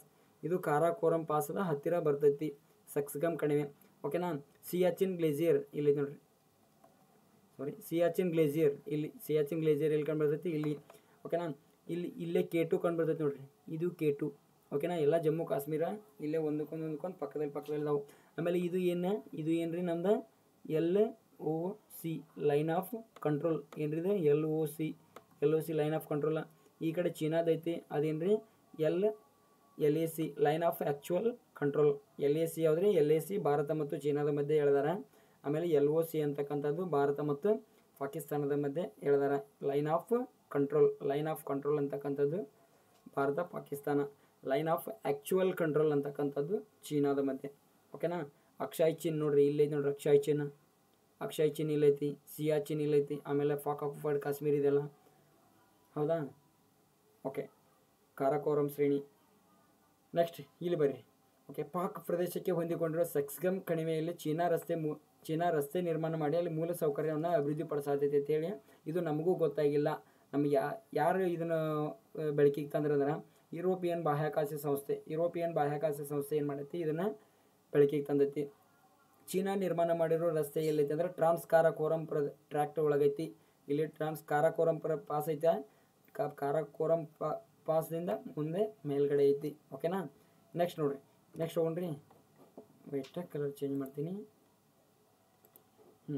ಓಕೆ, ಅಂಗವಿಕಲ ಮತದಾರರಿಗಾಗಿ ಭಾರತೀಯ ಆಯೋಗವು ಯಾವ ಮೊಬೈಲ್ ಅಪ್ಲಿಕೇಶನನ್ನು ಬಿಡುಗಡೆ ಮಾಡೈತಿ? ಸಕ್ಷಮ್ ಮೊಬೈಲ್ ಅಪ್ಲಿಕೇಶನನ್ನು ಬಿಡುಗಡೆ ಮಾಡೈತಿ. ಇಲ್ಲಿ ಇಮೇಜ್ ಒಳಗೆ ನೋಡ್ರಿ, ಸಕ್ಷಮ್ ಮೊಬೈಲ್ ಆ್ಯಪ್. ಹೌದಾ? ಇಲ್ಲಿ ವೀಲ್ ಚೇರ್ ಐತಿ, ಆಮೇಲೆ ವೋಟಿಂಗ್ ಮಾಡೋದೈತಿ, ಆಮೇಲೆ ಇಲ್ಲಿ ವೃದ್ಧರು ನಡ್ಕೊತ ಹೊಂಟಿದ್ರೆ ಅವ್ರಿಗೆ ಹೆಲ್ಪ್ ಮಾಡೋದೈತಿ. ಆಮೇಲೆ ಇದ್ರದ್ದು ಟೋಟಲಿ ಉದ್ದೇಶ ಏನಂದ್ರೆ ಎಲೆಕ್ಷನ್ ಮತಗಟ್ಟೆಗೆ ನಿಮ್ಗೆ ಒಯ್ಯಾಕ ತರಕ ಈಜಿ ಮಾಡೋದು. ಒಟ್ಟು ಅದೇ ಉದ್ದೇಶವನ್ನು ಹೊಂದೈತಿ. ಇಲ್ಲಿ ಸಕ್ಷಮ್ ಮೊಬೈಲ್ ಆ್ಯಪ್ ಮೂಲಕ ಅಂಗವಿಕಲ ಮತದಾರರು ಮನೆಯಿಂದ ಮತಗಟ್ಟೆಗೆ ತೆರಳಲು ವಾಹನಗಳನ್ನು ಕಾಯ್ದಿರಿಸ್ಬೋದು, ಮುಂಗಡವಾಗಿ ಕಾಯ್ದಿರಿಸ್ಬೋದು. ಈವ್ನಿಂಗ್ 6 ಗಂಟೆವರೆಗೂ ಏನು ಮಾಡ್ಬೋದು, ಕಾಯ್ದಿರಿಸ್ಬೋದು, ಬೆಳಿಗ್ಗೆ 7 ಗಂಟೆಯಿಂದ. ಓಕೆನಾ? ಇಲ್ಲಿ ನಿಮ್ಮಲ್ಲಿ ಯಾರಾದರೂ ವೃದ್ಧರು ಮತ್ತು ಅಂಗವಿಕಲರು ಯಾರಾದರೂ ಇದ್ದರೆ ಸಕ್ಷಮ್ ಮೊಬೈಲನ್ನು ಆ್ಯಪನ್ನು ಇನ್ಸ್ಟಾಲ್ ಮಾಡಿ ಅವರಿಗೆ ಸ್ವಲ್ಪ ಏನು ಮಾಡಿರಿ, ಇದ್ರ ಬಗ್ಗೆ ತಿಳಿಸಿ ಹೇಳ್ರಿ. ಓಕೆನಾ? ಇದು ಭಾರತ ಚುನಾವಣಾ ಆಯೋಗದ ಮಾಡಿದರು. ಭಾರತ ಚುನಾವಣಾ ಆಯೋಗವೇ ಇದನ್ನು ಏನು ಮಾಡೈತಿ, ಜಾರಿಗೊಳಿಸೈತಿ ಅಂತಕ್ಕಂಥದ್ದು ನೆನಪಿರಲಿ. ನೆಕ್ಸ್ಟ್ ನೋಡ್ರಿ, ಇತ್ತೀಚೆಗೆ ಸುದ್ದಿಯಲ್ಲಿದ್ದ ಇನ್ಹೆರಿಟೆನ್ಸ್ ಟ್ಯಾಕ್ಸ್ ಇದು ಯಾಕೆ ಸುದ್ದಿದಾಗಿತ್ತು ಅನ್ನೋದು ಸ್ವಲ್ಪ ನೋಡೋಣ. ಇಲ್ಲಿ ಭಾರತೀಯ ಕಾಂಗ್ರೆಸ್ನ ಅನಿವಾಸಿ ಒಕ್ಕೂಟದ ಅಧ್ಯಕ್ಷರೊಬ್ಬರಿದವರು, ಯಾರು? ಶ್ಯಾಮ್ ಪಿತ್ರೋಡ್. ಹೌದಾ? ಶ್ಯಾಮ್ ಪಿತ್ರೋಡ್. ಇನ್ನೊಬ್ರು ಶ್ಯಾಮ್ ಪಿತ್ರೋಡ್ದವರು ಹಳದಿ ಕ್ರಾಂತಿಯ ಪಿತಾಮಹ ಅಂತ ಕರೀತಾರೆ ಶ್ಯಾಮ್ ಪಿತ್ರೋಡ್ ಅವ್ರಿಗೆ. ಹೌದಾ? ಅವ್ರು ಬೇರೆ, ಇವ್ರು ಬೇರೆ. ಇವರು ಭಾರತೀಯ ಕಾಂಗ್ರೆಸ್ನ ಅನಿವಾಸಿ ಒಕ್ಕೂಟದ ಅಧ್ಯಕ್ಷ ಶ್ಯಾಮ್ ಪಿತ್ರೋಡ್ ಅವರ ಏನು ಮಾಡಿದ್ದಾರೆ ಅಂದ್ರೆ ಒಂದು ಹೇಳಿಕೆ ಕೊಟ್ಟರು. ಅಮೇರಿಕಾದಲ್ಲಿ ಇರ್ತಕ್ಕಂಥ ಪಿತ್ರಾರ್ಜಿತ ಆಸ್ತಿಗೆ ಸಂಬಂಧಿಸಿದ ಪಿತ್ರಾರ್ಜಿತ ಆಸ್ತಿಗೆ ಸಂಬಂಧಿಸಿರ್ತಕ್ಕಂತಹ ತೆರಿಗೆಯನ್ನು ಭಾರತದಲ್ಲಿಯೂ ಕೂಡ ಅಳವಡಿಸ್ಕೊಳ್ಬೇಕು ಅಂತೇಳಿ ಏನು ಮಾಡಿದ್ದಾರೆ, ಒಂದು ಹೇಳಿಕೆ ಕೊಟ್ಟರು. ಹೌದಾ? ಹಾಗಾದರೆ ಇನ್ಹೆರಿಟೆನ್ಸ್ ಟ್ಯಾಕ್ಸ್ ಅಂತಕ್ಕಂಥದ್ದು ಅಂದರೆ ಏನ್ರಿ? ಒಬ್ಬ ವ್ಯಕ್ತಿಯ ಸಾವಿನ ಬಳಿಕ ಆತನ ಮಕ್ಕಳು ಅಥವಾ ಕುಟುಂಬದ ಪಾಲಾಗುವ ಸ್ಥಿರ ಮತ್ತು ಚರ ಆಸ್ತಿಯ ಮೇಲೆ ವಿಧಿಸ್ತಕ್ಕಂಥ ತೆರಿಗೆ ಆಗಿದೆ. ಹೌದಾ? ಅದಕ್ಕೆ ಏನಂತ ಕರಿತೀವಿ ಅಂದ್ರೆ ಇನ್ಹೆರಿಟೆನ್ಸ್ ಟ್ಯಾಕ್ಸ್ ಅಂತ ಕರಿತೀವಿ. ಇದು ಭಾರತದಲ್ಲಿ ಇತ್ತೇನ್ರಿ? ಆಲ್ರೆಡಿ ಹೌದು, ಇತ್ತು. ಯಾವಾಗಿತ್ತಂದ್ರೆ 1953 ಇತ್ತು. ಏನಂದ್ರೆ ಭಾರತದಲ್ಲಿ ಆರ್ಥಿಕ ಅಸಮಾನತೆಯನ್ನು ಹೋಗಲಾಡ್ಸಕ್ಕೆ ತೊಡೆದು ಹಾಕಲು ಏನು ಮಾಡಿದ್ರು ಅಂದ್ರೆ 1953 ಜಾರಿಗೊಳಿಸಿದರು. ಆಮೇಲೆ ಇಲ್ಲಿ 1985 ರಾಜೀವ್ ಗಾಂಧಿ ಅವರು ಇದನ್ನು ಏನು ಮಾಡ್ತಾರೆ, ರದ್ದುಗೊಳಿಸ್ತಾರೆ. ಯಾಕಂದರೆ ಇಂದಿರಾ ಗಾಂಧಿ ಅವರ ಆಸ್ತಿ ಸಿಕ್ಕಾಪಟ್ಟೆ ಇತ್ತು. ಇವ್ರ ಆಸ್ತಿ ಎಲ್ಲ ತೆರಿಗೆ ರೂಪದಾಗ ಗೌರ್ಮೆಂಟ್ಗೆ ಹೋದ್ರೆ ನಮಗೇನು ಉಳಿತೈತೆ ಅನ್ನೋ ಉದ್ದೇಶದಿಂದ ಏನು ಮಾಡಿದ್ರು ಅಂದರೆ ಇಂದಿರಾ ಗಾಂಧಿ ಅವರ ಅಧಿಕಾರದಿಂದ ತಿಳಿದುಕೊಳ್ಳೆ ರಾಜೀವ್ ಗಾಂಧಿ ಅವರ ಅಧಿಕಾರಕ್ಕೆ ಬಂದ ತಕ್ಷಣ ಏನು ಮಾಡಿದ್ರು ಅಂದರೆ ಇದನ್ನು ಮೊದಲು ರದ್ದು ಮಾಡಿದರು. ಓಕೆನಾ? ಈಗ ಮತ್ತೆ ಅದನ್ನು ಮರು ಜಾರಿ ತರಬೇಕಂತೇಳಿ ಕಾಂಗ್ರೆಸ್ ತನ್ನ ತತ್ವ ಪ್ರಣಾಳಿಕೆಗಳಲ್ಲಿ ಘೋಷಿಸಬೇಕಂತೇಳಿ ಯಾರು ಒತ್ತಾಯ ಮಾಡಿದ್ರು ಅಂದರೆ ಶ್ಯಾಮ್ ಪಿತ್ರೋಡ್ ಅವರು ಹೇಳಿಕೆ ಕೊಡ್ತಾಯಿದ್ರು. ಬಟ್ ಅದಕ್ಕೆ ನಮ್ಗೆ ಸಂಬಂಧ ಇಲ್ಲ ಅಂತೇಳಿ ಕಾಂಗ್ರೆಸ್ ಅವರ ಅಂತರ ಕೈಗೊಳ್ಳತ್ತಾರೋ. ಅದು ಏನೇ ಇರಲಿ, ನಮಗೆ ಅದೆಲ್ಲ ಬೇಡ. ನಮ್ಗೆ ಕಾಂಪಿಟೇಟಿವ್ ಎಕ್ಸಾಮ್ ಪರ್ಪಸ್ ಏನೈತಿ ಅದನ್ನಷ್ಟೇ ನಾನು ತೊಗೊಂಡು ಬಂದಿದ್ದೀನಿ. ಓಕೆನಾ? ನೆಕ್ಸ್ಟ್ ನೋಡ್ರಿ, ಇತ್ತೀಚೆಗೆ ಸುದ್ದಿಯಲ್ಲಿರೋ ಕಣ್ಣೀರು ಬಾವಿ ಆಗೈತಿ. ಇದೇನು ತಣ್ಣೀರು ಬಾವಿ ಏನ್ರಿ? ತಣ್ಣೀರು ಬಾವಿ ಬೀಚ್ ಎಲ್ಲಿ ಕಂಡು ಬರ್ತೈತಿ? ಇತ್ತೀಚೆಗೆ ಸುದ್ದಿಯಲ್ಲಿರೋ ತಣ್ಣೀರು ಬಾವಿ ಬೀಚ್ ಎಲ್ಲಿ ಕಂಡು ಬರ್ತೈತಿ ಅಂದ್ರೆ ಮಂಗಳೂರೊಳಗೆ ತಣ್ಣೀರು ಬಾವಿ ಬೀಚ್ ಕಂಡು ಬರ್ತೈತಿ. ಓಕೆನಾ? ಇದು ದೇಶದ 13ನೇ ಬ್ಲೂ ಫ್ಲಾಗ್ ಬೀಚ್ ಆಗಲಿದೆ. ಈಗ ಆಲ್ರೆಡಿ ಎಷ್ಟದವ್ರು ಭಾರತದೊಳಗೆ 12 ಬ್ಲೂ ಫ್ಲಾಗ್ ಅದಾವು. ನಿಮ್ಗೆ ಇಮೇಜ್ ಒಳಗೆ ಕಾಣ್ತೈತಿ. ಆಮೇಲೆ ನೋಡೋಕೆ ತೋರಿಸ್ತೀನಿ. ಇಲ್ಲಿ ಪ್ರವಾಸಿಗರಿಗೆ ಇದು ಯಾಕೆ ಸುದ್ದಿದಾಗೈತಿ, ತಣ್ಣೀರು ಬಾವಿ ಬೀಚ್ ಯಾಕೆ ಸುದ್ದಿದಾಗೈತಿ ಅಂದರೆ ಇತ್ತೀಚೆಗೆ ಇಲ್ಲಿ ಪ್ರವಾಸಿಗರಿಗೆ ಏನು ಮಾಡಿದಾರೆ, ಪ್ರವೇಶ ಶುಲ್ಕವನ್ನು ನಿಗದಿ ಮಾಡತ್ತಾರೋ. ಈ ಪ್ರವೇಶ ಶುಲ್ಕ ನಿಗದಿಗೆ ಸ್ಥಳೀಯರು ಏನು ಮಾಡಿದಾರೆ ಅಂದ್ರೆ ಅಲ್ಲಿ ಆಕ್ಷೇಪ ವ್ಯಕ್ತಪಡಿಸ್ಯಾರು. ಹೀಗಾಗಿ ಇದು ಸುದ್ದಿದಾಗಿತ್ತು. ಆಮೇಲೆ ಈ ಬ್ಲೂ ಫ್ಲಾಗ್ ಅಂತಕ್ಕಂಥದ್ದು ಇದೇಗೆ ನೋಡಿದೇವಲ್ರಿ, ಈ ಬ್ಲೂ ಫ್ಲಾಗನ್ನು ನೀಡೋರು ಯಾರು ಅಂದ್ರೆ ಫೌಂಡೇಶನ್ ಫಾರ್ ಎನ್ವಿರಾನ್ಮೆಂಟಲ್ ಎಜುಕೇಷನ್ ಅಂತಕ್ಕಂಥ ಸಂಸ್ಥೆ, ಡೆನ್ಮಾರ್ಕ್ ದೇಶದ ಸಂಸ್ಥೆ ಇದು ಕೊಡ್ತಾರೆ. ಇವ್ರು ಯಾಕೆ ಕೊಡ್ತಾರೆ ಅಂದ್ರೆ ಸ್ವಚ್ಛ ಏನಿರ್ಬೇಕು, ಸ್ವಚ್ಛ ಬೀಚ್ ಅಥವಾ ಸ್ವಚ್ಛ ಕಡಲ ಕಿನಾರೆ ಅಂತ ಕರೀತಾರೆ. ಸ್ವಚ್ಛ ಕಡಲ ಕಿನಾರೆಗಳಿಗೆ ಇವ್ರು ಕೊಡ್ತಾರೆ ಬ್ಲೂ ಫ್ಲಾಗ್ ಪ್ರಮಾಣ ಪತ್ರಗಳನ್ನು ನೀಡ್ತಾರೆ. ಭಾರತದ ಬ್ಲೂ ಫ್ಲಾಗ್ ಬೀಚ್ಗಳು ಯಾವ್ಯಾವಂದ್ರೆ ಒಂದು ಶಿವರಾಜ್ಪುರ. ಯಾವ್ದ್ರಿ? ಶಿವರಾಜ್ಪುರ ಎಲ್ಲೈತ್ರಿ? ಗುಜರಾತ್ ಒಳಗೈತಿ. ಆಮೇಲೆ ನೋಡ್ರಿ ಗೋಗ್ಲಾ ಎಲ್ಲೈತ್ರಿ?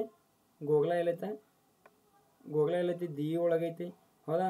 ಕಾಸರಗೋಡು ಕರ್ನಾಟಕ ಹೌದಾ. ಆಮೇಲೆ ಪಡುಬಿದ್ರೆ ಎಲ್ಲೈತಿ ಉಡುಪಿ ಒಳಗೈತಿ. ಆಮೇಲೆ ತುಂಡಿ ಬೀಚ್ ಮತ್ತು ಕಿದ್ಮತ್ ಬೀಚ್ ಅಂತಕ್ಕಂಥ ಎಲ್ಕೊಂಡು ಬರ್ತಾವೆ, ಲಕ್ಷದ್ವೀಪದಾಗ ಅದಾವು. ಆಮೇಲೆ ಕಪ್ಪಾಡ್ ಬೀಚ್ ಕೇರಳ. ಆಮೇಲೆ ಇಡನ್ ಬೀಚ್ ಪುದುಚೇರಿ ಒಳಗೈತಿ. ಆಮೇಲೆ Kovalam beach Tamil Nadu. Rushikonda beach Andhra Pradesh. Golden beach Odisha. ಆಮೇಲೆ ಈ ಬ್ಲೂ ಫ್ಲಾಗ್ ಪ್ರಮಾಣ ಪತ್ರ ಪಡೆದ ಮೊದಲ ಬೀಚ್ ಯಾವ್ದಾದ್ರೆ ಗೋಲ್ಡನ್ ಬೀಚ್ ರೀ, ನೆನ್ಪಿಟ್ಕೋರಿ. ಆಮೇಲೆ ಇದಾವ್ರಿ ರಾಧಾನಗರ ಬೀಚ್ ಅಂಡಮಾನ್ ನಿಕೋಬಾರ. ರಾಧಾನಗರ ಬೀಚ್ ನೋಡ್ರಿ ಎಷ್ಟು ಸ್ವಚ್ಛ ಐತಿ ಬೀಚ್. ಇಷ್ಟು ಸ್ವಚ್ಛ ಇದ್ದ ಬೀಚ್ಗಳಿಗೆ ಇವ್ರು ಏನು ಮಾಡ್ತಾರೆ, ಬ್ಲೂ ಫ್ಲಾಗ್ ಪ್ರಮಾಣ ಪತ್ರ ಸರ್ಟಿಫಿಕೇಟನ್ನು ನೀಡ್ತಾರೆ. Okay, next ಹೋಗೋಣ್ರಿ.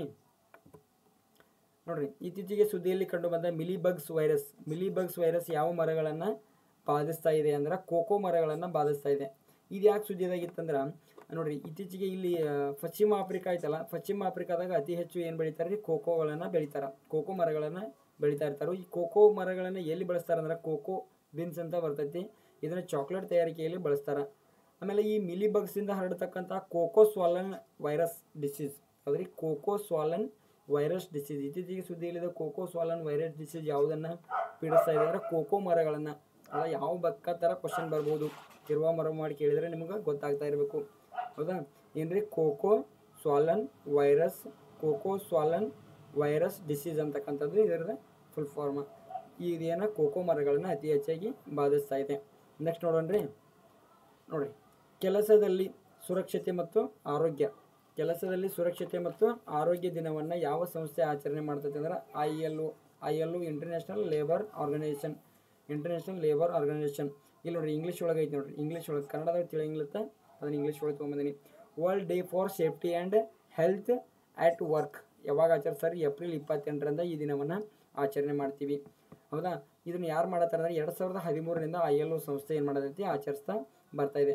ILO ಅಂದ ತಕ್ಷಣ ನಿಮಗೊಂದು ಗೊತ್ತಾಗಬೇಕು, ILOದವರು ಇತ್ತೀಚೆಗೆ ಒಂದು ವರದಿ ಕೊಟ್ಟರು, ಯಾವುದಂದ್ರೆ ensuring safety and health at work in changing climate ಅಂತಕ್ಕಂಥ ವರದಿಯನ್ನು ಯಾರು ಕೊಟ್ಟರು? ILO ಸಂಸ್ಥೆ ಕೊಟ್ಟಿದೆ. ಆಮೇಲೆ ನೋಡ್ರಿ, ILO ಅಂದ್ರೆ ಏನ್ರಿ, ಇಂಟರ್ನ್ಯಾಷನಲ್ ಲೇಬರ್ ಆರ್ಗನೈಸೇಷನ್. ಏನ್ರಿ ILO ಅಂದ್ರೆ ಏನ, ಇಂಟರ್ನ್ಯಾಷನಲ್ ಲೇಬರ್ ಆರ್ಗನೈಸೇಷನ್. ಇದರ ಹೆಡ್ ಕ್ವಾರ್ಟರ್ ಎಲ್ಲೈತಿ ರೀ, ಜಿನೇವಾ. ಆಮೇಲೆ ಇದು ಯಾವಾಗ ಸ್ಥಾಪನೆ ಆಕೈತಿ ಅಂದ್ರೆ 1919 ಇದು ಸ್ಥಾಪನೆ ಆಗಿರ್ತೈತಿ. ಓಕೆನಾ, ನೆಕ್ಸ್ಟ್ ಹೋಗೋಣ್ರಿ. ದೇಶದ ಮೊದಲ multipurpose green hydrogen pilot project ಅನ್ನು ಎಲ್ಲಿ ಪ್ರಾರಂಭಿಸಲಾಯಿತು ಅಂದರೆ ಹಿಮಾಚಲ ಪ್ರದೇಶದೊಳಗೆ ಪ್ರಾರಂಭ ಮಾಡಿದರು. ಇದನ್ನು ಹಿಮಾಚಲ ಪ್ರದೇಶದ ನಪ್ತಾ ಜಾಕ್ರಿ ಜಲ ವಿದ್ಯುತ್ ಕೇಂದ್ರದಲ್ಲಿ ಏನು ಮಾಡಿದರು, ಉದ್ಘಾಟನೆ ಮಾಡಿದರು. ಓಕೆನಾ, ನೆಕ್ಸ್ಟ್. ವಿಶ್ವದ ಅತಿ ದೊಡ್ಡ ವಿಮಾನ ನಿಲ್ದಾಣವನ್ನು ಎಲ್ಲಿ ಆರಂಭವಾಗಲಿದೆ? ವಿಶ್ವದ ಅತಿ ದೊಡ್ಡ ವಿಮಾನ ನಿಲ್ದಾಣ ಎಲ್ಲಿ ಪ್ರಾರಂಭವಾಗೋದೈತಿ ಅಂದ್ರೆ ದುಬೈ ಒಳಗೆ ಪ್ರಾರಂಭವಾಗೋದೈತಿ. UAE ದೇಶದ ದುಬೈ ಕೊಕ್ಕನ್ ಅಂತಾರಲ್ರಿ, ಅವ್ರು ಎಲ್ಲಿ ಹೋಗೋದಿಲ್ಲ, UAE ದೇಶಕ್ಕೆ ಹೋಗ್ತಾರೆ.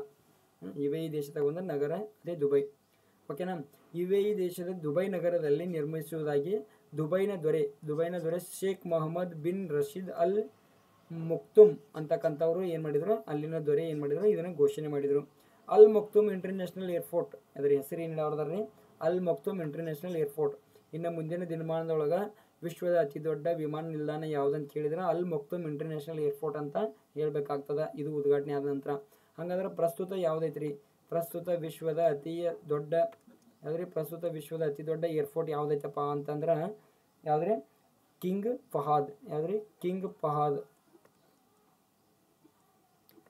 ಫಹಾದ್ ಅಂತಕ್ಕಂಥದ್ದು ಈಗ ವಿಶ್ವದ ಅತಿ ದೊಡ್ಡ ವಿಮಾನ ನಿಲ್ದಾಣ ಆಗೈತಿ. ಇದೆಲ್ಲೈತಿ ಅಂದ್ರೆ ಸೌದಿ ಅರೇಬಿಯಾದಲ್ಲಿ, ಸೌದಿ ಅರೇಬಿಯಾ ದೇಶದೊಳಗೆ ಐತಿ. ಆಮೇಲೆ ಭಾರತದ ಅತಿ ದೊಡ್ಡ ವಿಮಾನ ನಿಲ್ದಾಣ ಯಾವುದ್ರಿ, ಇಂದಿರಾ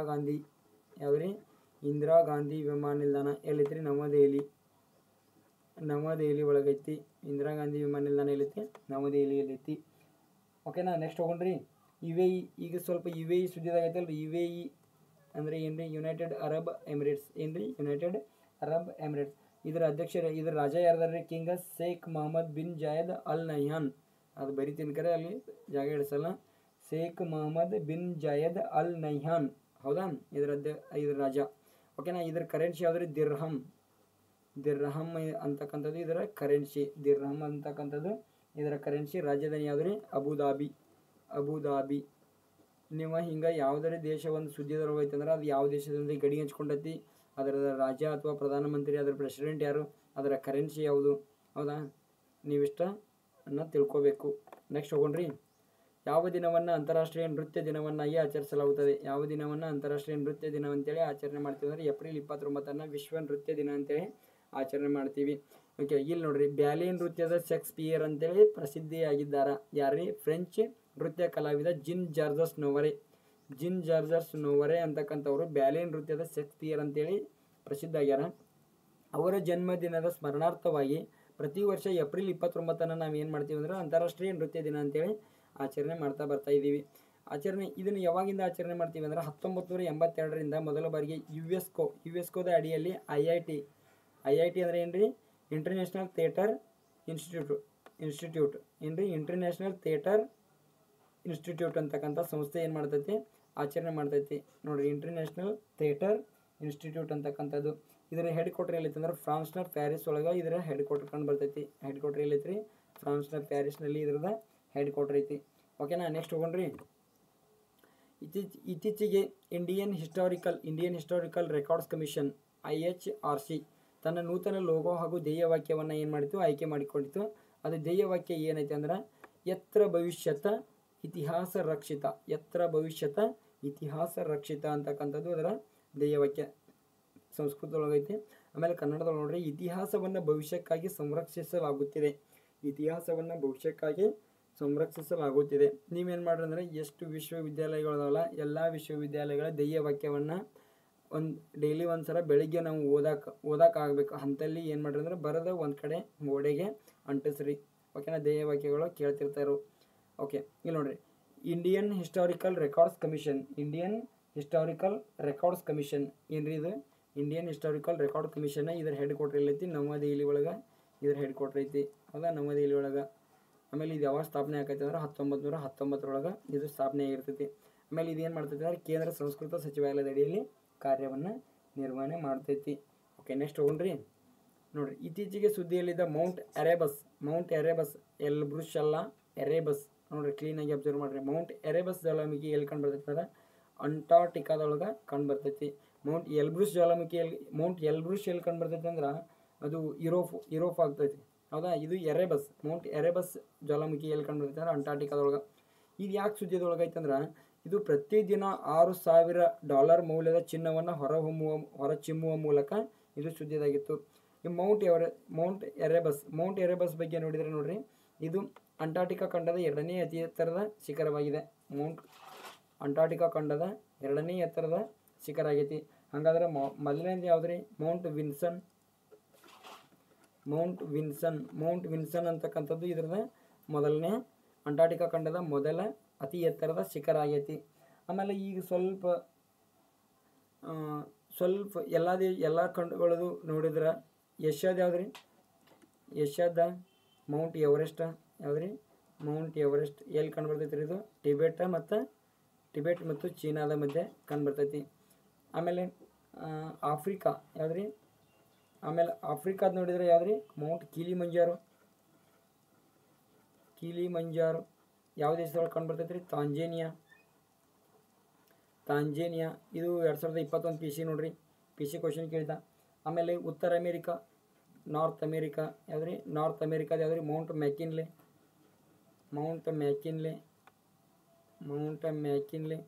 ಆಮೇಲೆ ಸೌತ್ ಅಮೇರಿಕಾ ಯಾವ್ದ್ರಿ? ಸೌತ್ ಅಮೇರಿಕಾದ ಯಾವ್ದ್ರಿ? ಸೌತ್ ಅಮೇರಿಕಾದ ಮೌಂಟ್ ಅಕಾಂಗುವಾ ಯಾವ್ದ್ರಿ? ಮೌಂಟ್ ಅಕಾಂಗುವಾ ಎಲ್ಲಿ ಕಂಡು ಬರ್ತೈತಿ ರೀ? ಮೌಂಟ್ ಅಕಾಂಗುವಾ ಅರ್ಜೆಂಟೈನಾ ದೇಶದೊಳಗೈತಿ. ಹೌದಾ? ಅರ್ಜೆಂಟೈನಾ ದೇಶದೊಳಗೈತಿ. ಸಾರಿ, ಮೌಂಟ್ ಅಕಾಂಗುವಾ ಎಲ್ಲೈತಿ? ಅರ್ಜೆಂಟೈನಾ ದೇಶದೊಳಗೈತಿ. ಆಮೇಲೆ ಯುರೋಪ್ದ ಯಾವ್ದ್ರಿ? ಯುರೋಪ್ದ ಮೌಂಟ್ ಎಲ್ಬ್ರುಸ್ ಯಾವ್ದ್ರಿ?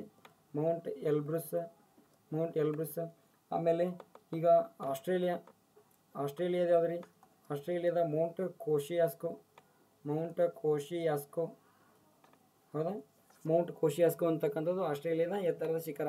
ನೋಡ್ರಿ, ಇವು ಇಲ್ಲಿ ಸ್ವಲ್ಪ ಅಕ್ಷರ ಅಂಡರ್ಸ್ಟ್ಯಾಂಡ್ ಆಗಲಿಲ್ಲ ಅಂದರೆ ಏನು ಮಾಡಿರಿ ಅಂದ್ರೆ ಒಂದ್ಸಲ ಸ್ವಲ್ಪ ಕ್ಲಾಸನ್ನು ರಿವರ್ಸ್ ಓಡಿಸ್ರಿ, ಅಲ್ಲಿ ಗೊತ್ತಾಗ್ತದೆ. ಏಷ್ಯಾದ ಅತಿ ಎತ್ತರದ ಶಿಖರ ಮೌಂಟ್ ಎವರೆಸ್ಟ್. ಆಫ್ರಿಕಾದ ಎತ್ತರದ ಶಿಖರ ಮೌಂಟ್ ಕಿಲಿಮಂಜಾರೋ ಎಲ್ಲೈತಿ? ತಾಂಜೇನಿಯಾದಾಗ ಐತಿ. ಆಮೇಲೆ ಉತ್ತರ ಅಮೆರಿಕಾದ ಎತ್ತರ ಶಿಖರ ಮೌಂಟ್ ಮ್ಯಾಕಿನ್ಲೆ, ಆಮೇಲೆ ದಕ್ಷಿಣ ಅಮೆರಿಕಾದ ಎತ್ತರ ಶಿಖರ ಮೌಂಟ್ ಅಕಾಂಗುವಾ ಅರ್ಜೆಂಟೀನಾದಾಗ ಐತಿ. ಆಮೇಲೆ ಯುರೋಪಿನ ಅತಿ ಎತ್ತರದ ಶಿಖರ ಮೌಂಟ್ ಎಲ್ಬ್ರುಷ್, ಆಸ್ಟ್ರೇಲಿಯಾದ ಎತ್ತರದ ಶಿಖರ ಕೋಶಿಯಾಸ್ಕೋ, ಅಂಟಾರ್ಟಿಕಾ ಖಂಡದ ಎತ್ತರದ ಶಿಖರ ಯಾವುದ್ರಿ ಮೌಂಟ್ ವಿನ್ಸನ್ ಅಂತಕ್ಕಂಥದ್ದು. ಓಕೆ, ನೆಕ್ಸ್ಟ್ ಹೋಗೋಣ್ರಿ. ನೆಕ್ಸ್ಟ್ ನೋಡ್ರಿ ಏನೈತಿ.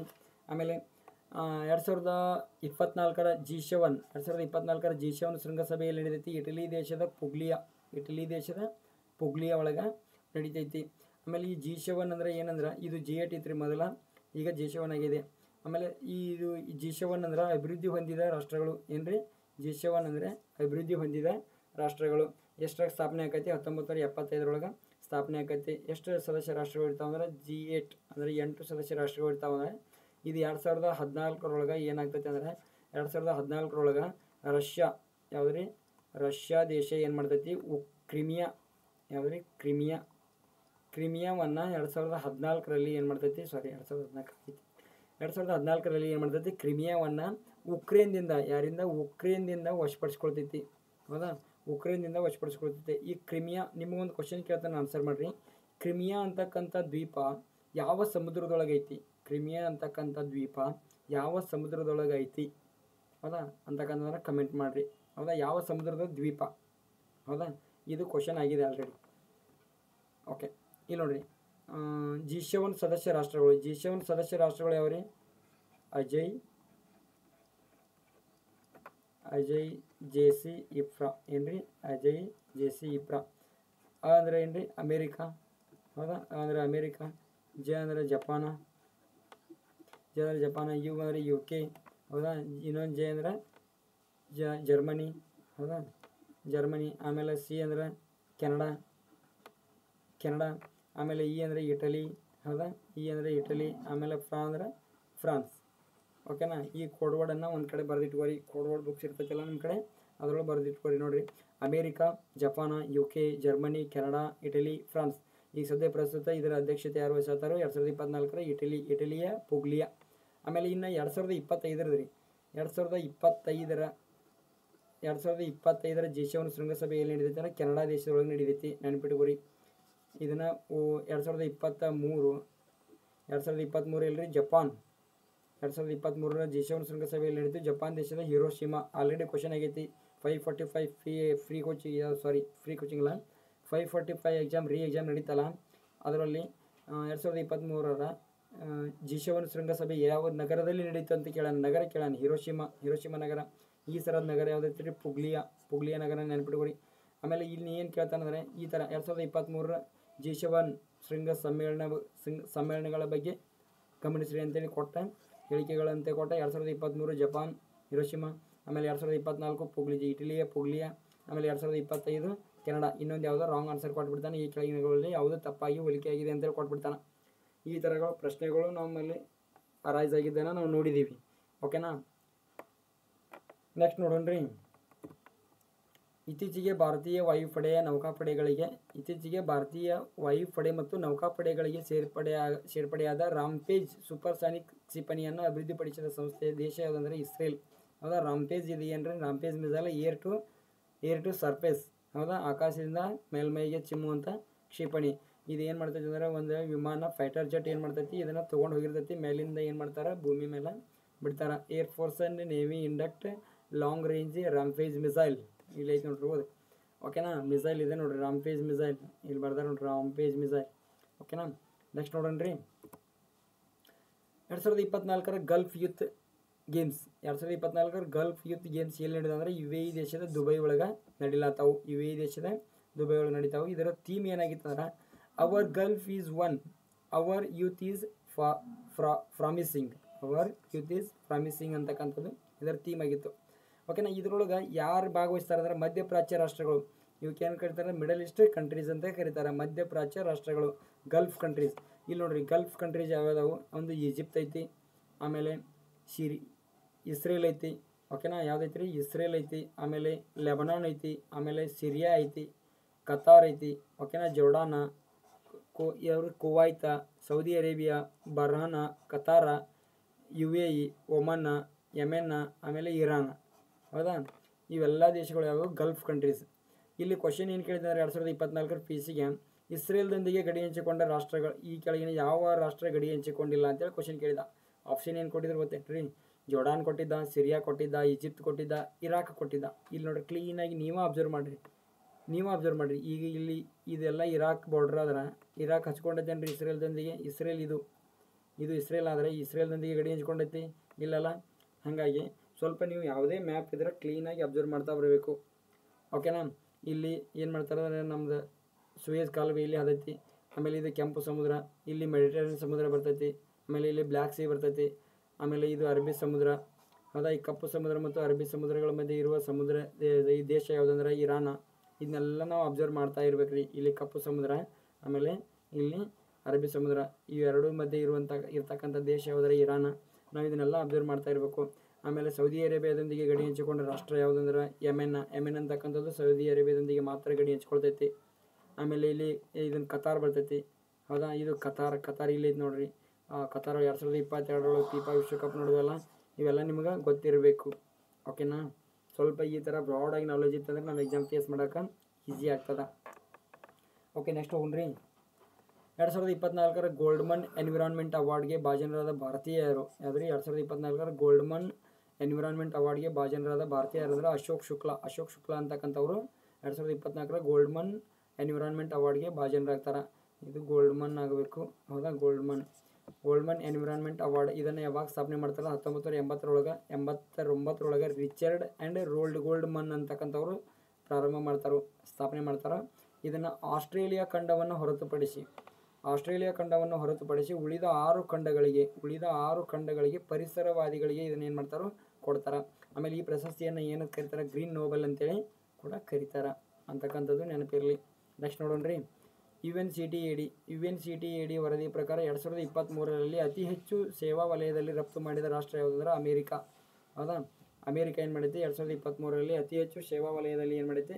ರಫ್ತು ಮಾಡೈತಿ ಅಂತ UNCTADದವರು ವರದಿ ಕೊಟ್ಟರು. ಓಕೆ, 2ನೇ ಸ್ಥಾನದಲ್ಲಿ ಯಾವುದೈತಿ? ಇಂಗ್ಲೆಂಡ್ ಇದ್ರೆ 3ನೇ ಸ್ಥಾನದಲ್ಲಿ ಯಾವುದೈತಿ? ಜರ್ಮನಿ ಐತಿ. ಓಕೆನಾ? ಈ ಇದರಲ್ಲಿ ಭಾರತ ಎಷ್ಟನೇ ಸ್ಥಾನದಾಗೈತಿ? 7ನೇ ಸ್ಥಾನದಲ್ಲಿ ಭಾರತ ಐತಿ. UNCTAD ಏನ್ರಿ? UNCTAD United Nations conference on trade and development. United Nations conference on trade and development ಅಂತಕ್ಕಂಥದ್ದು ಇದರ ಫುಲ್ ಫಾರ್ಮ್. ಇದು ಯಾವಾಗ ಸ್ಥಾಪನೆ ಆಕತ್ತಿದ್ರೆ 1964 ಇದನ್ನ ಏನು ಮಾಡ್ತಾರೆ? ಸ್ಥಾಪನೆ ಮಾಡ್ತಾರೆ. ಇದರ ಹೆಡ್ ಕ್ವಾರ್ಟರ್ ಎಲ್ಲಿ ಕಂಡು ಬರ್ತದೆ? ಜಿನೇವಾದಾಗ ಇದರ ಹೆಡ್ ಕ್ವಾರ್ಟರ್ ಐತಿ. ಎಲ್ಲಿದ್ರಿ? ಜಿನೇವಾದಾಗ ಇದರ ಹೆಡ್ ಕ್ವಾರ್ಟರ್ ಐತಿ. ನೆಕ್ಸ್ಟ್ ನೋಡೋಣ್ರಿ. ನೆಕ್ಸ್ಟ್ ಒನ್ ಲೈನರ್ ಇದಾವೆ. One liner is a golden liner ಅಂತ ಕರಿಬೋದು ನಾವು. ಅಷ್ಟು ಬೆಸ್ಟ್ ಇರ್ತಾವೆ ಇವು ಲೈನ್ಗಳು. ಭಾರತೀಯ ಮನಃಶಾಸ್ತ್ರಜ್ಞರಾದ ಸುಧೀರ್ ಕಾಕರ್ ಅವರು ಏನು ಮಾಡ್ತಾರೆ? ಇತ್ತೀಚೆಗೆ ನಿಧನ ಹೊಂತಾರೆ. ಇವರನ್ನು ಏನಂತ ಕರೀತಾರೆ ಅಂದ್ರೆ ಭಾರತೀಯ ಮನೋವಿಶ್ಲೇಷಣೆಯ ಪಿತಾಮಹ ಅಂತೇಳಿ ಕರೀತಾರೆ. ಯಾರ್ರಿ? ಸುಧೀರ್ ಕಾಕರ್ ಅವರನ್ನು. ಓಕೆನಾ? ಇನ್ನು ನೋಡ್ರಿ, 26ನೇ ಆವೃತ್ತಿಯ ವರ್ಲ್ಡ್ ಎನರ್ಜಿ ಕಾಂಗ್ರೆಸ್ ಎಲ್ಲಿ ನಡೀತಂದ್ರೆ ನೆದರ್ಲ್ಯಾಂಡಿನ ರೋಟರ್ ಡ್ಯಾಮ್ನಲ್ಲಿ ನಡೀತದ. ಆಮೇಲೆ ಭಾರತೀಯ ಕುಸ್ತಿ ಒಕ್ಕೂಟದ ಅಥ್ಲೆಟ್ಗಳ ಆಯೋಗದ ಅಧ್ಯಕ್ಷರಾಗಿ ಯಾರು ನೇಮಕಗೊಳ್ತಾರೆ? ನರಸಿಂಗ್ ಯಾದವ್ ಅವರು ನೇಮಕಗೊಳ್ತಾರೆ. ಏನ್ರಿ? ಭಾರತೀಯ ಕುಸ್ತಿ ಒಕ್ಕೂಟ ಅಥ್ಲೆಟ್ಗಳ ಆಯೋಗದ ಅಧ್ಯಕ್ಷರಾಗಿ ನರಸಿಂಗ್ ಯಾದವ್ ಅವರು ನೇಮಕಗೊಳ್ತಾರೆ. ಓಕೆನಾ? ಈಗ ರೆಸ್ಲಿಂಗ್ ಫೆಡರೇಷನ್ ಆಫ್ ಇಂಡಿಯಾದ ಬಗ್ಗೆ ಸ್ವಲ್ಪ ನೋಡ್ಬೇಕ್ರಿ. ಯಾವ್ದ್ರಿ? ರೆಸ್ಲಿಂಗ್ ಫೆಡರೇಷನ್ ಆಫ್ ಇಂಡಿಯಾದ ಅಧ್ಯಕ್ಷರು ಯಾರ್ರಿ? ಸಂಜಯ್ ಸಿಂಗ್. ಬಹಳ ಸುದ್ದಿಯಾಗಿದ್ರು ಇವರು. ಕ್ವಶನ್ ಆಗ್ಬೋದು. ಓಕೆನಾ? ಇದು ಯಾವಾಗ ಸ್ಥಾಪನೆ ಆಕೈತೆ ಅಂದ್ರೆ 1967 ರೆಸ್ಲಿಂಗ್ ಫೆಡರೇಷನ್ ಆಫ್ ಇಂಡಿಯಾ ಸ್ಥಾಪನೆ ಆಕೈತಿ. ಆಮೇಲೆ ಇದರ ಹೆಡ್ ಕ್ವಾರ್ಟರ್ ಎಲ್ಲೈತಿ? ನವದೆಹಲಿ ಒಳಗೆ ಇದರ ಹೆಡ್ ಕ್ವಾರ್ಟರ್ ಕಂಡು ಬರ್ತೈತಿ. ನೆಕ್ಸ್ಟ್ ನೋಡೋಣ್ರಿ. ಯಕ್ಷಗಾನ ಬಡಗತಿಟ್ಟು ಆಡ್ತಾರೆ ಇವರು. ಯಾರು? ಯಕ್ಷಗಾನದ ಬಡಗತಿಟ್ಟುಗೆ ಸಂಬಂಧಿಸಿದ ಭಾಗವತ ಹಾಗೂ ಹಿನ್ನೆಲೆ ಗಾಯಕರಾಗಿದ್ದ ಸುಬ್ರಹ್ಮಣ್ಯ ದಾರೇಶ್ವರ ಅವರು ಏನು ಮಾಡ್ತಾರೆ? ಇತ್ತೀಚೆಗೆ ನಿಧನ ಹೊಂತಾರ. ಆಮೇಲೆ ಇತ್ತೀಚೆಗೆ ಆಚರಿಸಲ್ಪಟ್ಟ ಚಿತ್ತರೈ ಉತ್ಸವ ತಮಿಳುನಾಡಿನ ಮಧುರೈ ಮೀನಾಕ್ಷಿ ಮಂದಿರದಲ್ಲಿ ನಡೆಯಿತು. ನಡೀತದ. ಓಕೆನಾ? ನೆಕ್ಸ್ಟ್ ಇಲ್ಲಿಗೆ ಈ ಕ್ಲಾಸ್ ಮುಕ್ತಾಯ ಆಗ್ತದೆ. ಸ್ನೇಹಿತರೆ, ನೀವೇನು ಮಾಡಿರಿ? ಕ್ಲಾಸನ್ನು ಎಂಡ್ವರೆಗೂ ನೋಡಿರಿ. ಆಮೇಲೆ ನೀವು ಇನ್ನೂ ನಿಮ್ಮ ಫ್ರೆಂಡ್ಸ್ಗೆ ಹೆಚ್ಚಿನ ರೀತಿಯಲ್ಲಿ ಶೇರ್ ಮಾಡಿರಿ. ನೀವು ಕ್ಲಾಸನ್ನು ಪ್ರತಿಯೊಂದು ನೋಟ್ ಮಾಡ್ತಾ ಬರ್ರಿ. ನೋಟ್ ಮಾಡಿದರೆ ನಿಮಗೂ ಅಂಡರ್ಸ್ಟ್ಯಾಂಡ್ ಆಗ್ತೈತಿ. ಓಕೆನಾ. ನೀವು ಇನ್ನೂ ನಿಮ್ಮ ಫ್ರೆಂಡ್ಸ್ಗೆ ಹೆಚ್ಚಿನ ರೀತಿಯಲ್ಲಿ ಶೇರ್ ಮಾಡಿದರೆ ನಮಗೆ ಅದೊಂದು ಬೂಸ್ಟ್ ಸಿಗ್ತದೆ. ಮತ್ತು ಇವತ್ತಿನ ಕ್ಲಾಸ್ ಸ್ವಲ್ಪ ಈ ಕ್ಲಾಸ್ ಮಾಡೋಕ್ಕೆ ಸ್ವಲ್ಪ ಡಿಲೇ ಆಯಿತು. ಇದು ಏಪ್ರಿಲ್ 27ರಿಂದ 30ರವರೆಗೆ ಮಾತ್ರ ಮಾಡಿದ್ದೀನಿ. ಓಕೆನಾ. ಇನ್ನು ಉಳಿದಿದ್ದ ಮೇ 1 ಮತ್ತು 2, 3 ನಾಳೆ ಬೆಳಗ್ಗೆ ಅಪ್ಲೋಡ್ ಮಾಡ್ತೀನಿ. ಸ್ವಲ್ಪ ಪರ್ಸನಲ್ ಕೆಲಸ ಇರೋದರಿಂದ ಸ್ವಲ್ಪ ಆಗಲಿಲ್ಲ, ದಯವಿಟ್ಟು ಕ್ಷಮೆ ಇರಲಿ. ಇನ್ನು ನೆಕ್ಸ್ಟ್ ಈ ರೀತಿ ಆಗದೆ ಇರೋಂಗೆ ನಾನು ನೋಡ್ಕೋತೀನಿ. ಕಂಟಿನ್ಯೂಸ್ ರೆಗ್ಯುಲರ್ಲಿ ಕ್ಲಾಸ್ ಬರ್ತಾ ಇರ್ತಾವೆ. ಓಕೆನಾ. ನೆಕ್ಸ್ಟ್ ಈಗ ವಿಲೇಜ್ ಅಕೌಂಟೆಂಟ್ ಆಮೇಲೆ TET ಕ್ಲಾಸ್ಗಳಿಗೆ ಅವುಗಳನ್ನು ಕ್ಲಾಸ್ ಮಾಡಬೇಕಾಗಿದೆ. ಅದು ಟೀಚರ್ಸ್ ಬರ್ತಾ ಇದ್ದಾರೆ, ಬಟ್ ಅವರು ಸ್ವಲ್ಪ ಎಲ್ಲನೂ ಬಿಟ್ಟು ಈ ಕಡೆ ಬರಬೇಕಾದ್ರೆ ಸ್ವಲ್ಪ ಟೈಮ್ ತೊಗೊಳ್ತಾ ಇದ್ದಾರೆ. ಬರ್ತಾರೆ ಆದಷ್ಟು ಬೇಗನೆ. TET ಕ್ಲಾಸ್ ಮತ್ತು ವಿಲೇಜ್ ಅಕೌಂಟೆಂಟ್ ಕ್ಲಾಸಸ್ ಸ್ಟಾರ್ಟ್ ಆಗ್ತಾವೆ. ನೀವೇನು ಮಾಡಿರಿ, ಹೆಚ್ಚಿನ ರೀತಿಯಲ್ಲಿ ಶೇರ್ ಮಾಡಿರಿ, ನಮ್ಗೆ ಅದೇ ಒಂದು ಬೂಸ್ಟ್ ಸಿಕ್ಕಂಗೆ ಆಗ್ತಾ. ಓಕೆನಾ. Okay friends, thank you. Well done.